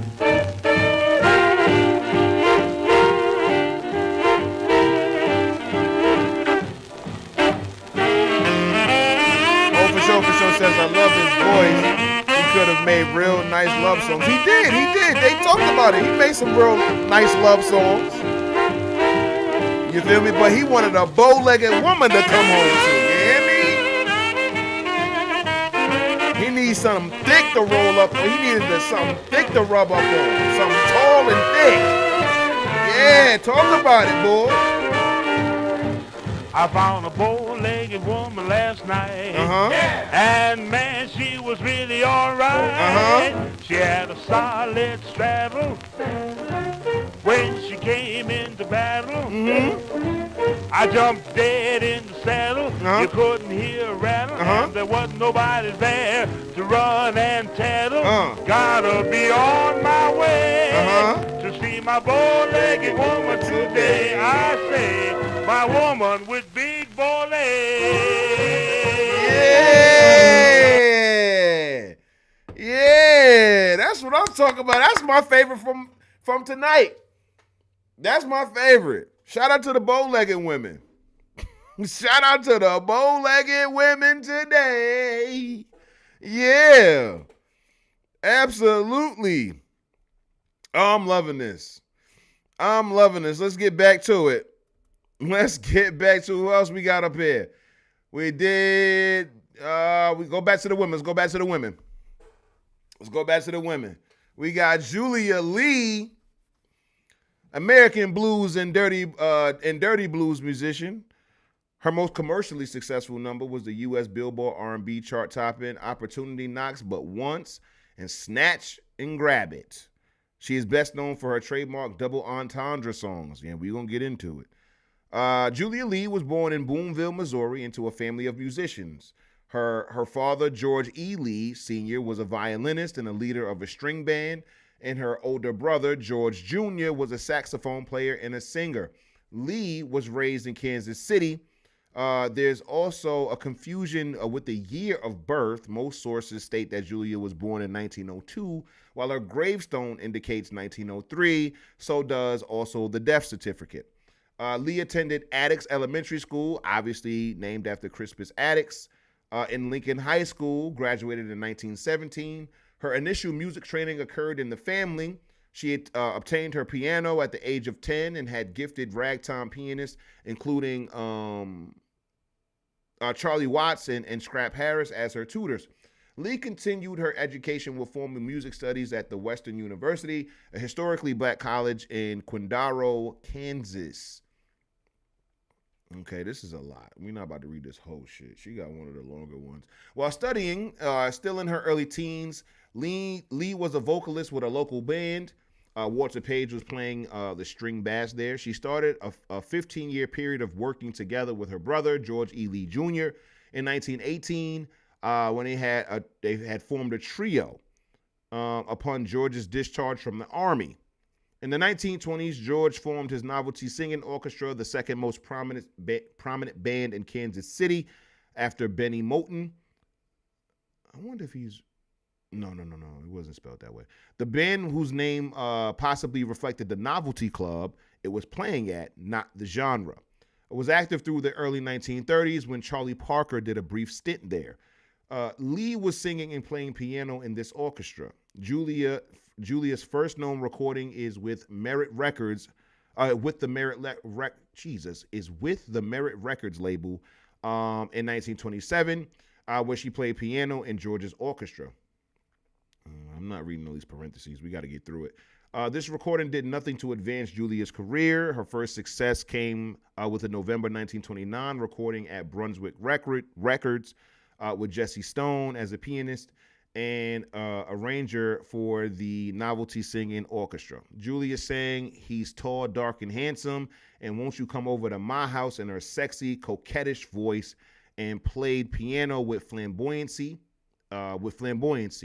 George briefly merged his band with Moten's in 1932, but reformed it on its own in 1933, with Julia and George parting ways soon thereafter. During the Great Depression, Lee, who disliked touring after suffering from a major car crash in 1930, started performing at Milton's Tap Room, a then New White nightclub, and stayed there until 1950 with only brief appearances in Chicago at Offbeat Club, Silver Frolics, Downbeat Club, and performances in New York at Apollo Theater, Los Angeles, $1 Million Theater in 1948. And y'all might be wondering, like, why does he keep emphasizing Chicago like that? It's because Chicago comes up a lot in this. A lot of these people recorded, performed, were from, noted from Chicago. Just letting y'all know that Dirty Blues got a big push from Chicago. So shout out to Chicago. Dave Dexter Jr., who became familiar with Lee's talent while living in Kansas City, joined Capitol Records soon after its inception in 1942.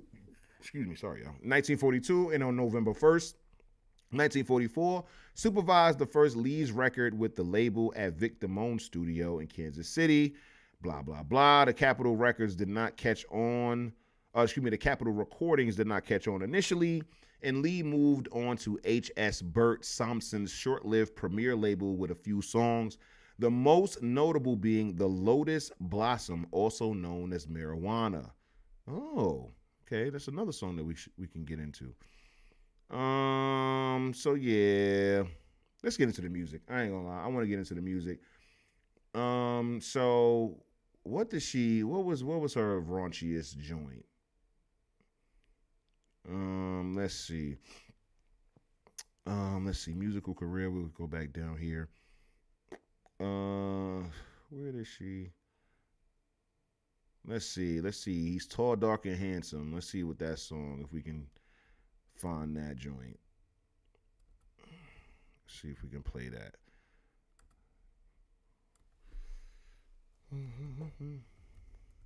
What's your favorite song so far? Let me know. I ain't gonna lie. The women have been out freaking the men. Not gonna hold you. The men have been a little bit more subtle with it. Not gonna lie.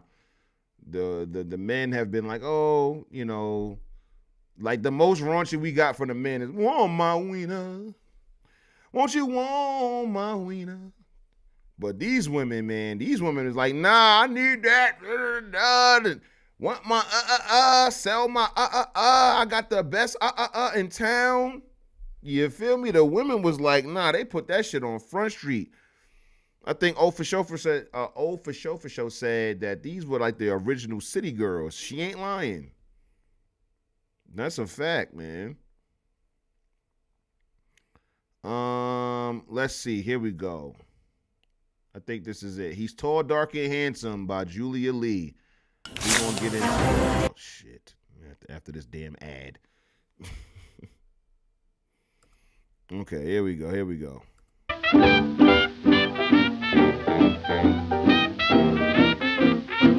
Okay, something we used to.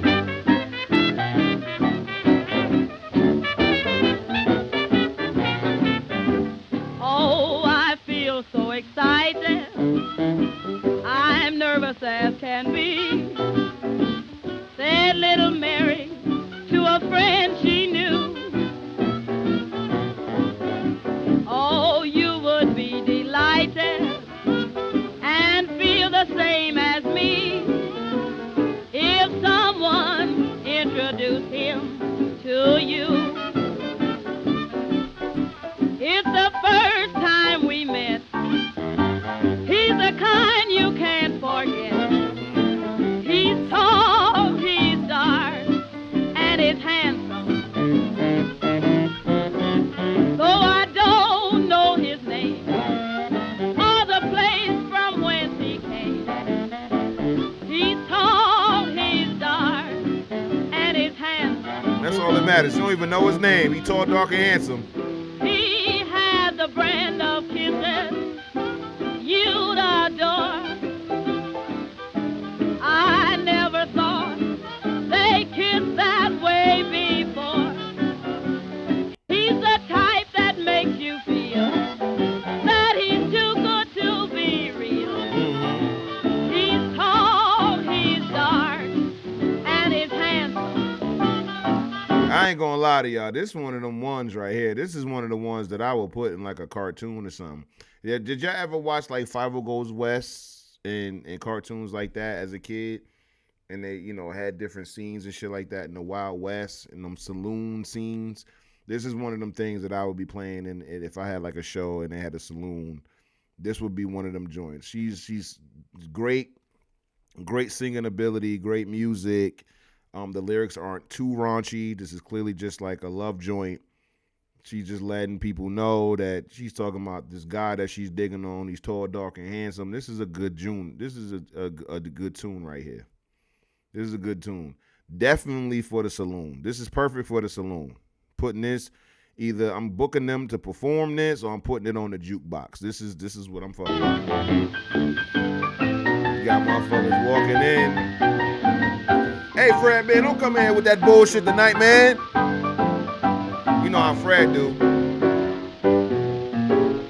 You feel me?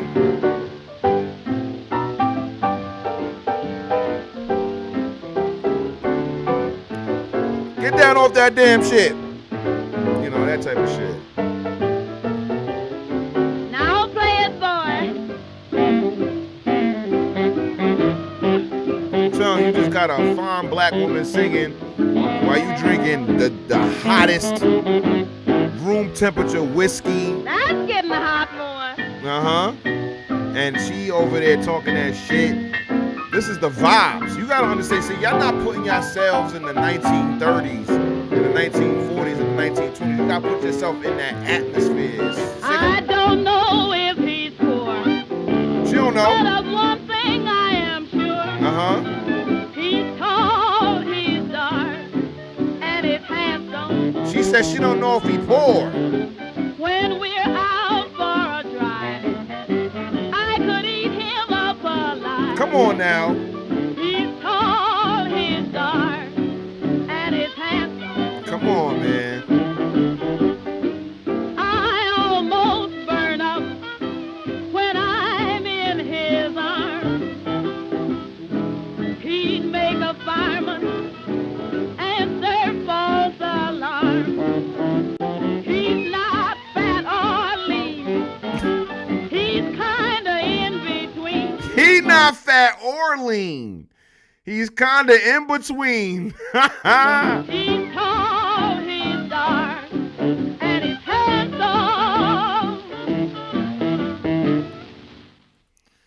Oh man, so that was He's Tall, Dark, and Handsome by Julia Lee and the George E. Lee Orchestra. Sammy says, no wait, hold on. We gotta check the chat. If you on Kick right now, I'm sorry. Please copy and paste your comments from Kick to YouTube. I do not have ability to read Kick comments right now. Let's see. Bowlegged. Sammy says, hold on, wait, we gotta keep going up. Keep going up. We still got more comments we can read. Oh man. Why the comments? Why they not loading? What's up? Okay, hold on 1 second, guys. This is when I gotta have the comments on their own because they be doing crazy shit. So here we go. Here we go. For sure says, not my city producing the freaks. Yes. Yes. Yep. Chicago. Chicago, I'm telling you, I'm not bullshitting. Every last one of the artists that we've covered has had some type of dealing with Chicago. For sure. For sure. I don't know what it was about Chicago in the early 20th century, but if you was in Chicago making blues in the 20s, 30s, 40s, and 50s, you was about to get some horny shit off, boy. What? Let's see. Sammy says Bowlegged was smooth, but the fun records all in the ladies department. Sure. This is what I'm saying. So you warm up my wiener. That's the way he sang it. That was blues, so it's going to be a little bit of blues in there. You feel me? It's going to be a little bit of pleading, a little bit of sorrow, a little bit of suffering in there. To where he like begging for the cat. Like he begging for the warmth. And fellas, we all know about the warmth. I know what he was talking about. When he said warm up my wiener, I knew exactly what he meant. I know that warmth he talking about. That warmth is second to none. It's one of the most amazing feelings ever. We all grown in here. Don't show this one. This episode is not for the kids. Don't show this episode to the kids. But that warmth that Bo was talking about, fellas, you know that warmth. You know that body heat that he talking about. That specific type of body heat that he was talking about. One of a kind.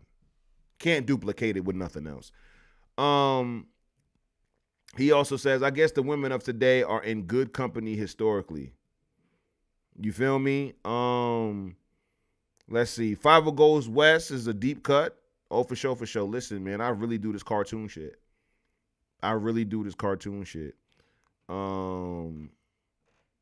Let's see. Sammy says, don't know his name. Where's this going? They kissing now too. The manosphere would be going crazy in this era. Jesus. I wouldn't wish that on the ancestors. Don't need a bunch of dorks trying to tell people what to do. The men handled it just fine. Sammy says, this is what the music reminds me of. Idlewild, Outkast. Yes! Sammy, that's why you my nigga, Sammy. Idlewild. Yes, exactly. Shout out to Andre Benjamin, man. Shout out to Andre 3000, because I know that was largely his idea. And then when it comes down to Big Boy, he played perfectly. Rooster. I forgot what Andre 3000's character's name was. It was like Percival or some shit like that. But yes, him and Big Boy played that role perfectly. Perfectly. And that soundtrack is fire. That soundtrack is fire. I almost want to play. Oh man. Hold on, Crystal. Hold on. We gonna get to Lucille. I'm building up to something. We about to get out of here because I ain't about to be up all night with y'all. We gonna get to Lucille in just a second. We probably got like one more artist before we get to Lucille, because Lucille, that's how we gonna end the show. Lucille stole the show. We couldn't follow up Lucille with nobody else. Trust and believe. We saving Lucille for last. Lucille is getting played because Lucille was not fucking playing. You hear me? Oh, for sure says, all right, man, should we leave? Listen, for sure, that warmth.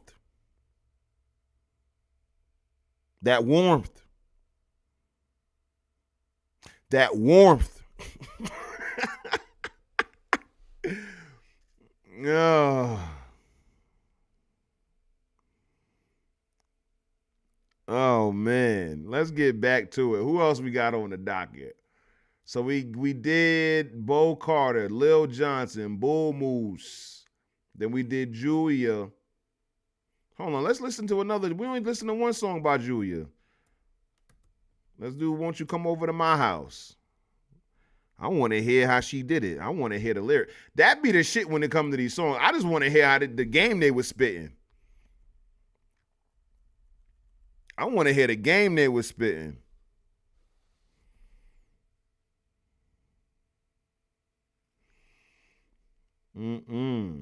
Okay, come on, Julia. Come talk to us and convince me to come to your house. Come on. Talk to me, Julia. Flirt with me, baby. Come on. I'm drinking, I'm listening. What you got to say to me? I'm at the crib tonight. I wasn't going over nobody's house. Tell me why I should go over your house.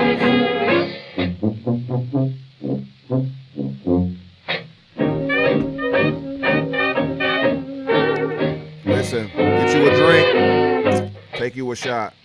We here at the Hotep Haberdashery. Come on over to my house, baby. Ain't nobody home but me. I've got a lot of kisses I can spare. Come on and get 'em 'cause I don't care. I never knew a man could be so sweet. I dream about you when I go to sleep. Now won't you come over to my house, baby? Nobody home but me.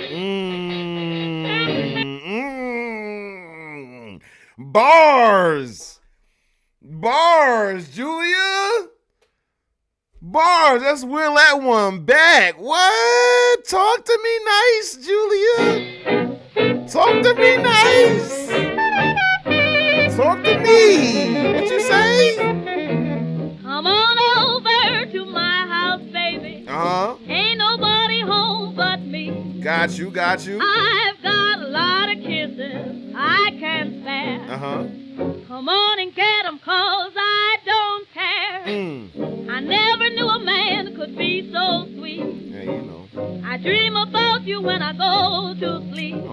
Now won't you come over to my house, baby? Nobody home but me. I might pull up. I ain't gonna lie. Make a good argument. I do like the kisses.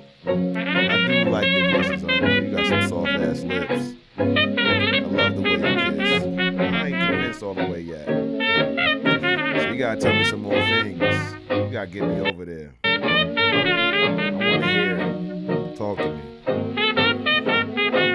Serenade me the way that you do. The way that you do. Come on.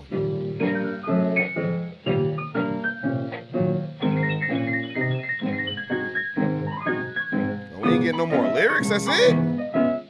Oh no, I am not a cheap date like that. You ain't just gonna say that you got a lot of kisses. You gotta tell me something else than that. You gotta work a little bit harder than that. I'm not no hussy. Oh, they about to play her out for real. Damn, Julia. You ain't got nothing else to say to me. My feelings is hurt.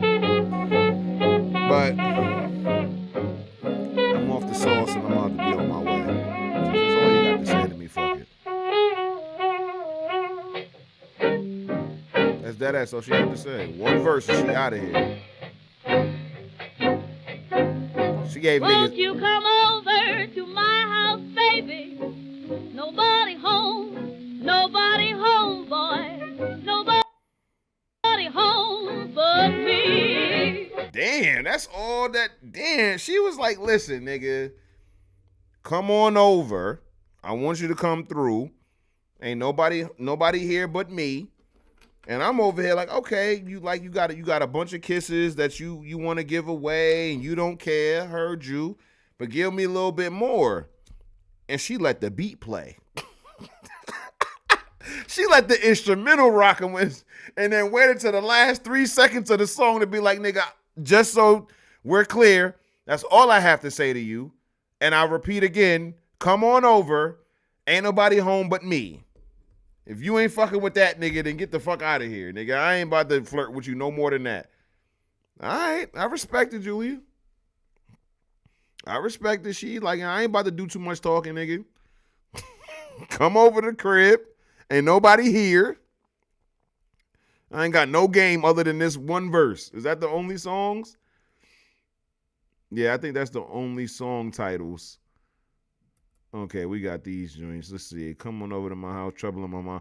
Let's listen to see if Lotus Blossom, because I want to hear she talking about weed in that song.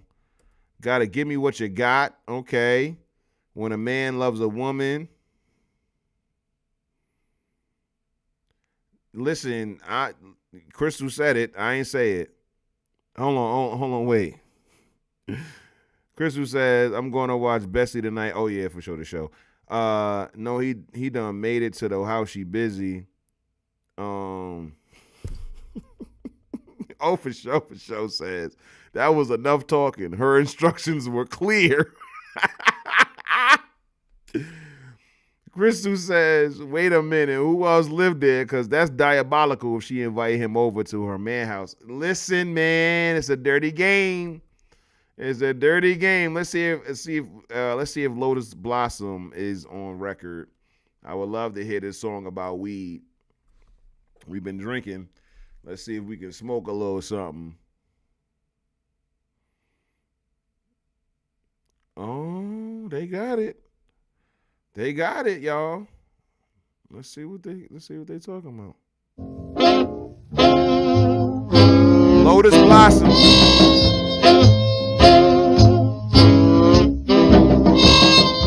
Soothe me with your caress, sweet lotus blossom, lotus blossom.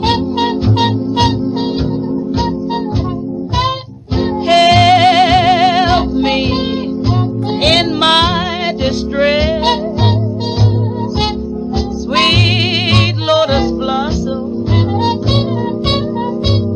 Please do. I would smoke to this. Now you alone can bring my lover back to me. Even though I know it's just a fantasy. And then knock me clear out. Oh, it's fire. Sweet lotus blossom. Please do.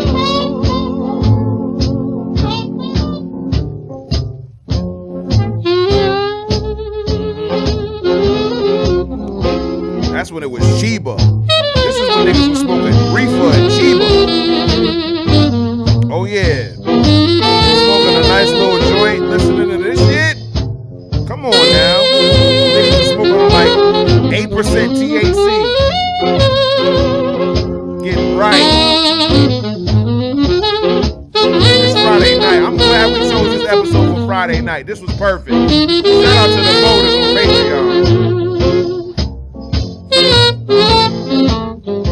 Soothe me with your caress. I'm definitely smoking to this. Sweet lotus blossom. Lotus blossom. Yes.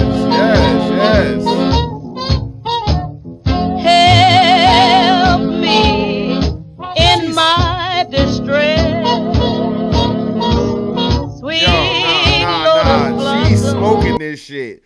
No pun intended. Like, this is that. Imagine it's 1945. It's 1945. You in your crib, you in your apartment, you're in your tenement, you in your mansion, wherever the fuck you at, and you had a stressful day.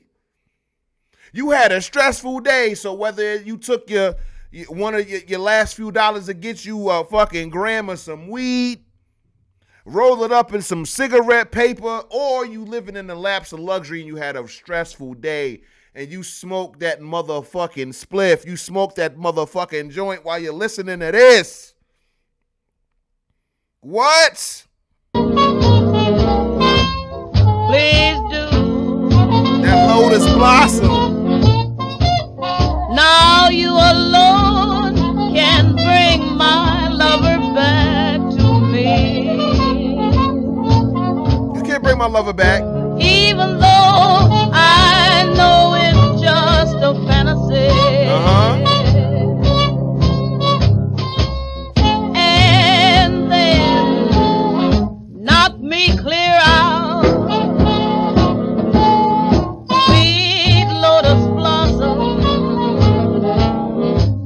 Please do. Yeah, man, that was groovy, man. That was fire. All right. Without further ado, we got the queen of the dirty blues, Miss Lucille Bogan. We got Miss Lucille Bogan, aka Bessie Jackson. Okay, this woman, while we were dealing with innuendos, Lucille didn't deal with innuendos, y'all. Lucille was explicit. Lucille would give Lil' Kim in her prime a run for her money. Listen here. I ain't gonna hold y'all. We gonna go through a couple of this. We ain't about to go through a lot because I want to get to the music. Lucille Bogan was an American classic female blues singer and songwriter, among the first to be recorded. Pioneer. She also recorded under the pseudonym Bessie Jackson. Music critic Ernest Borneman noted that Bogan was one of the, quote, the big three of the blues, along with Ma Rainey, Bessie Smith. Many of Bogan's songs have been recorded by later blues and jazz musicians. Many of her songs were sexually explicit, and she is generally considered to have been a dirty blues musician. She was inducted in the Blues Hall of Fame in 2022. Okay. So let's close all of this shit out. Cause that's it. We done for the night. All other tabs have been closed, as you can see. Bang, bang, bang. We didn't get to all of them because we never do. You know, I over prepare for Hotep History. But I want y'all to hear Lucille Bogan. Cause me talking about Lucille Bogan ain't gonna do her justice. I'm letting y'all know that right now. We leaving soon, but we gonna end on Lucille. So I'm getting her stuff queued up already. We're gonna read just like everybody else, but you know.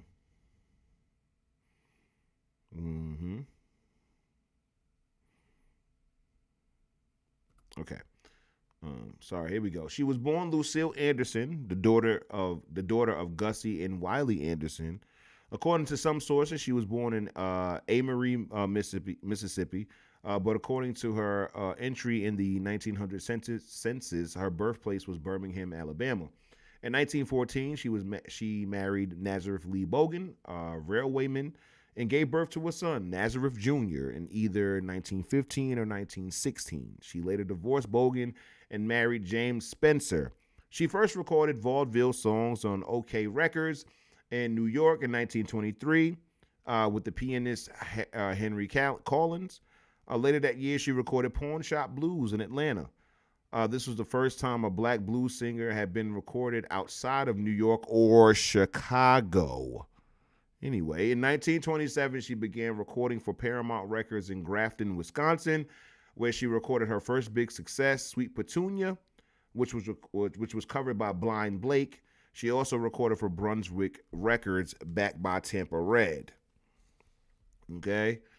By 1930, this is the incense burning, by the way. Get into it. By 1930, her songs tended to concern drinking and sex, such as Sloppy Drunk Blues. Okay. And Tricks Ain't Walking No More. Let's get into it, man. I'm sorry. We got to get into Lucille. All right. Hold on. Oh, we got a playlist. Hold on. Compliments of the Yeah, no, we don't. Yeah. All right. So, all right. So what we got now? Hold on. If they don't got the joint that that's the one I'm looking for. Hold on, y'all. Now this is Lucille Bogan. Get ready. Y'all ready? All right. This is Lucille Bogan. Let's go.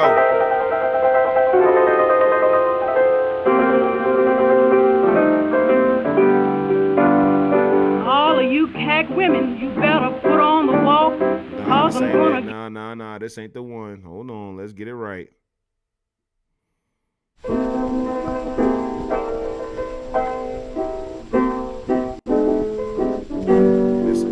I got nipples on my titties, big as the end of my thumb. I got something between my legs that'll make a dead man come. Oh, daddy. Baby, won't you shave them dry? Y'all heard her? This is just the first 20 seconds of the record. This song is 3 minutes and 22 seconds. We still got 3 full minutes of this. Let's go! Oh, Lord, oh. Want you to grind me, baby. Grind me until I cry. Say I fucked all night and all the night before, baby. And I feel just like I want to fuck some more. Oh, great God, daddy, grind me, honey, and shave me dry. So if and when you hear me holler, baby, want you to shave me dry. Yeah, I want y'all to understand what Lucille is saying. I'm going to translate for the ancestors, right? She's saying, fuck the shit out of me. That's what she's saying. Listen, I told you, this is not for the babies. Don't show this episode to the kids. This is not safe for work. This is not safe for the kids. Shave them dry means that you are fucking on her something serious. You hear me? And she's expecting it. This ain't even something that she want to be wowed by or excited by. This is the default that you need to be coming with. Let's go. Let's talk to him, Lucille.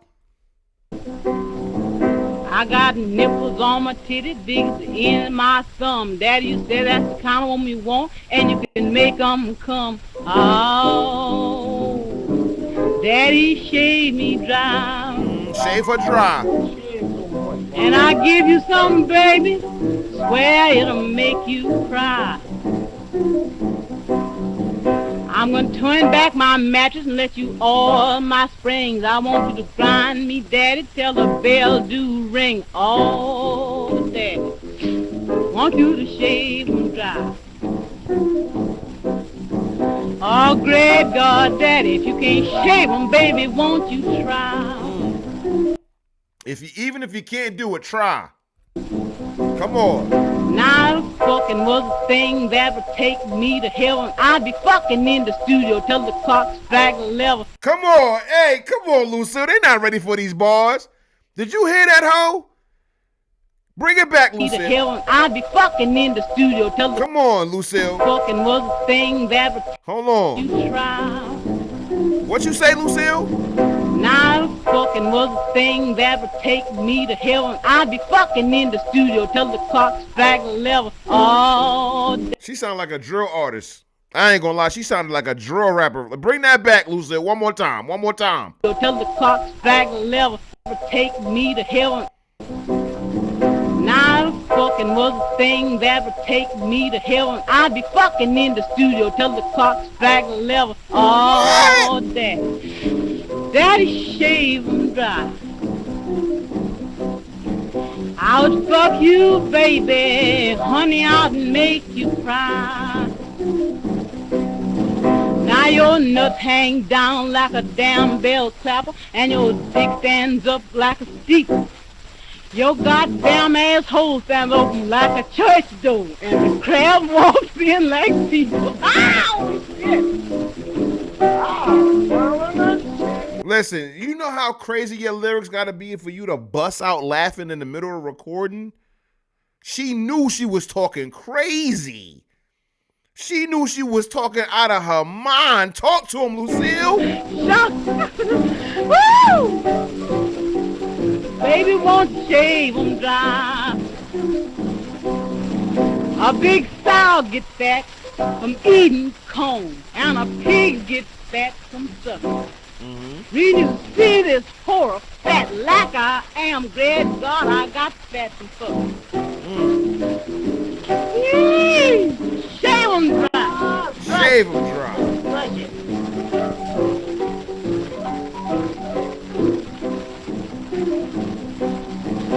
My back is made of whalebone, and my cock is made of brass, and my fucking is made for working men's $2. Great garden round to kiss my ass. Uh-huh.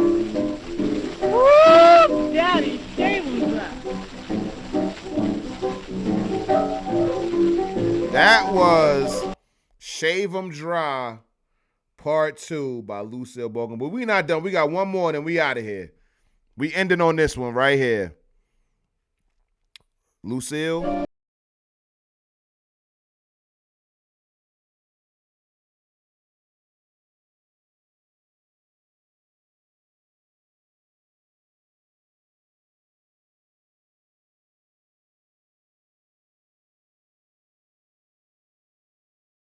Love and a man she like, and when she fuck them both.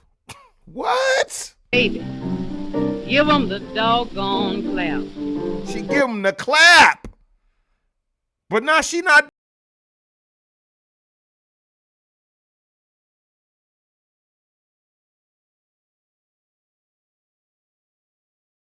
Love that burning pussy.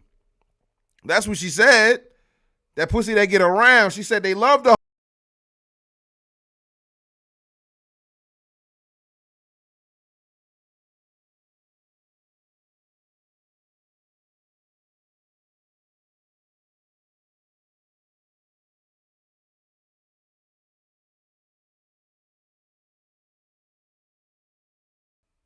Y'all, listen, man. When was this song made, beloved? Hold on. When was this song made?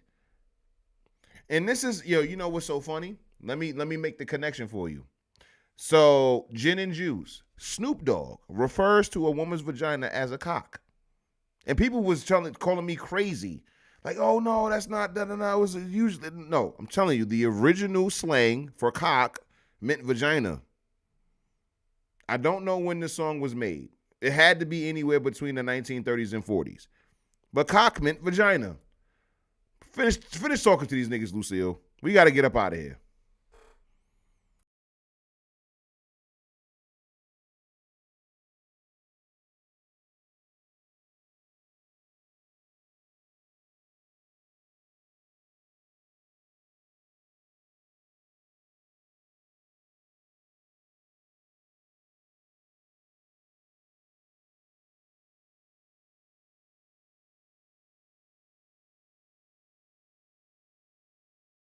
Ooh, fuck me. Oh no, Lucille. We're listening. You're recording. Do it to me all.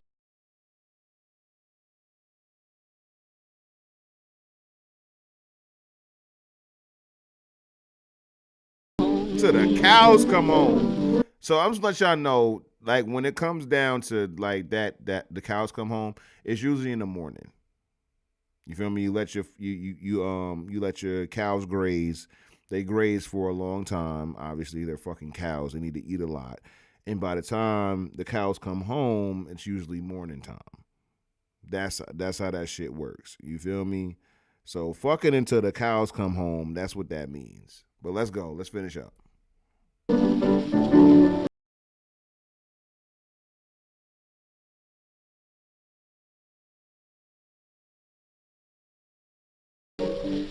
She said she got hairs on her cock that'll sweep the flow. She rocking the bush. She got a bush. You hear me? She said the hairs on her cock will sweep the flow. YouTube gonna fucking demonetize the fuck out of this. I ain't even gonna lie. It is what it is. It is what it is.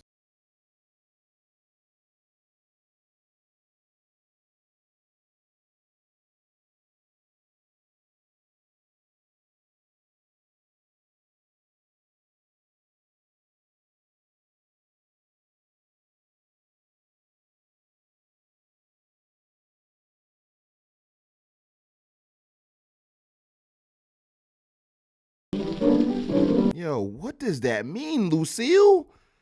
What does that mean? Are you trying to brag about how long the hairs are? That it would sweep the floor? Or are you talking about that you rocking no panties, so you willing to get to the flow and all of that? Like, what do you mean by the hairs sweeping the flow? That is crazy imagery. You niggas thought, I ain't got no love for no sluts. I'm gonna put a thumb in her butt was crazy from Future. Lucille said her vagina pubes will sweep the flow.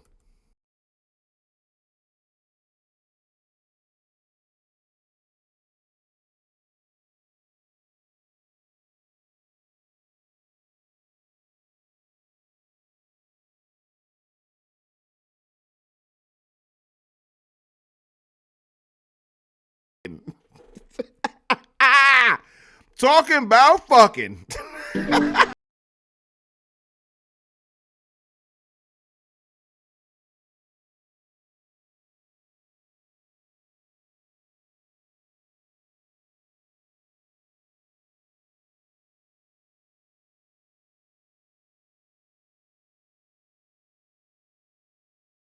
Oh, wait a minute, Lucy. Hold on, Lucy, chill. What the hell was that line?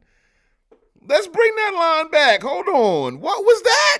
Suck my pussy, baby. I'll suck your dick. I'll do it to you, honey, till I make you shit. Hey, yo, listen.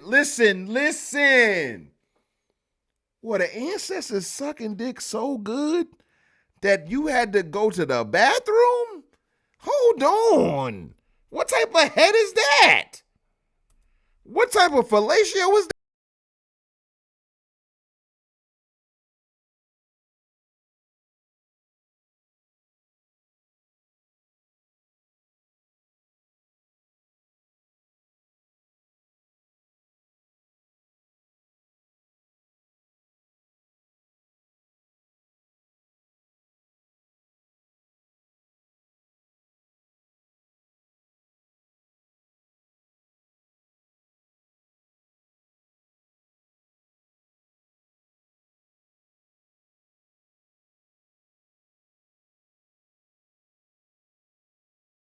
Lucille. I'm telling y'all right now, you couldn't handle no bitch like Lucille. Jesus. What? She said she'll suck it to your shit. What? I ain't never, and I've listened throughout my life, in my 35 years, I've interacted with hoes. Not even had sex with them, just interacted with them. And they ain't never say no shit like that. That's crazy. Lucille Bogan, ladies and gentlemen. Let's give it up. Let's give it up. Listen. Maybe he got IBS is crazy. Maybe he got IBS. Nah, son. What? Oh, shit. Yeah, that's that ancestral ethos head. You hear me, Sammy? Oh, no. What? Listen, gang. On that note, we can't top that. Pause.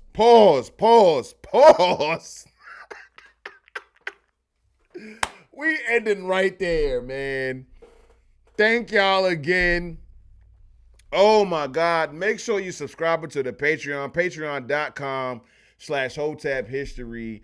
You will not regret it. I promise you. This is what we do. I am going to be curating these Friday episodes a little bit more, and they won't be available on YouTube, Kick, or Twitter. They will be Patreon exclusives, and you see how we give it up on Fridays. I'm just leaving y'all enough content to be like, oh, Doe held it down. But I'm telling y'all, especially going into 2026, okay? No more free Randy. No more free Hotep. Tomorrow, Crystal, thank you for asking. What are we talking about? I don't know, but we're going to talk about it. Know what? I do this every time. Tomorrow's conversation is about how Black America for the past 70 years have been living under communism. How about that? Tomorrow is about Black Americans living under communism for the past 70 years. Via the Democrat Party. That's what we're going to talk about, and I'm bringing receipts. So come on through, 2 o'clock. 2 o'clock. Yeah, 2 o'clock p.m. if it's not 3 o'clock. I'll let y'all know before 2 o'clock if it's going to be 3 o'clock. But anyway, you know what? We'll do Gilded Age. Thank you, Crystal. We'll do Gilded Age, and if you wasn't tapped in, fuck it, you just entertain yourself. But we are going to talk about how Black Americans are living under communism tomorrow. I got to get that off. I want to expound on my theory. So we're going to talk about Gilded Age, and we're going to talk about how you niggas have been living under communism for the past 70 years. Yo, with that being said, thank you guys for coming through to another episode of Hotep History Live. I have been your host. Hold on, let me go on some outro music. Come on, Lucille, take me out of here. Hold on, no, not that song. We already heard that song. Let's go to Reckless Woman. I have prepared Thomas's breakfast. You to save it. Ad. Come on, man. We doing an ad right now. Hold on. There we go. So thank y'all for coming through. We doing Gilded Age. 2 o'clock tomorrow on Twitter. Hotep History Podcast. Thank y'all for coming through. I've been your host, President Hotep Dudes. Thank you guys for tapping in.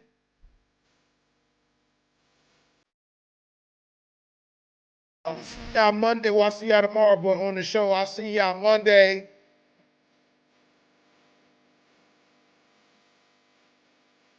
As always, you can't have the future without the present, and you can't have the present without the past. And we don't study history to live in the past, but we order our steps in the present so we can positively what? Affect our future. Thank you guys for tapping in. Shout out to Sammy, Crystal, for sure, Memphis, CJW, CWJ, everybody that's in the chat, all of the Patreon subscribers, all of the YouTube, all of the Twitter, all of the Instagram, all of you guys. Have a great weekend. We lit out here. I don't want to hear shit. Oh, man. We out of here. Y'all have a good night. We gone. Listen to Lucille as we get up out of here, man. Send your last comments in the chat. Fuck all of the haters, all of you bum ass niggas who thought you could talk down on Hotep. It doesn't work. You hoes.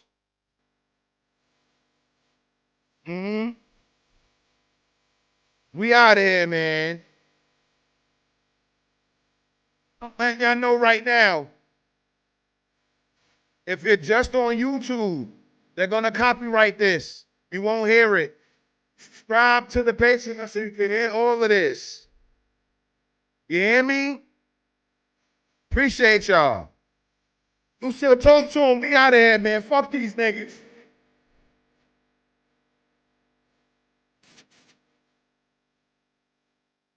You're a good woman for that. Thank you. Uh-huh. You're a good woman for that. I thank you for that, Lucille. I love you.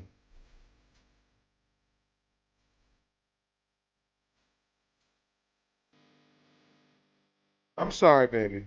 I'm sorry. All right, y'all. We out of here, man. No. That's it. Hotep and Bill. Hotep.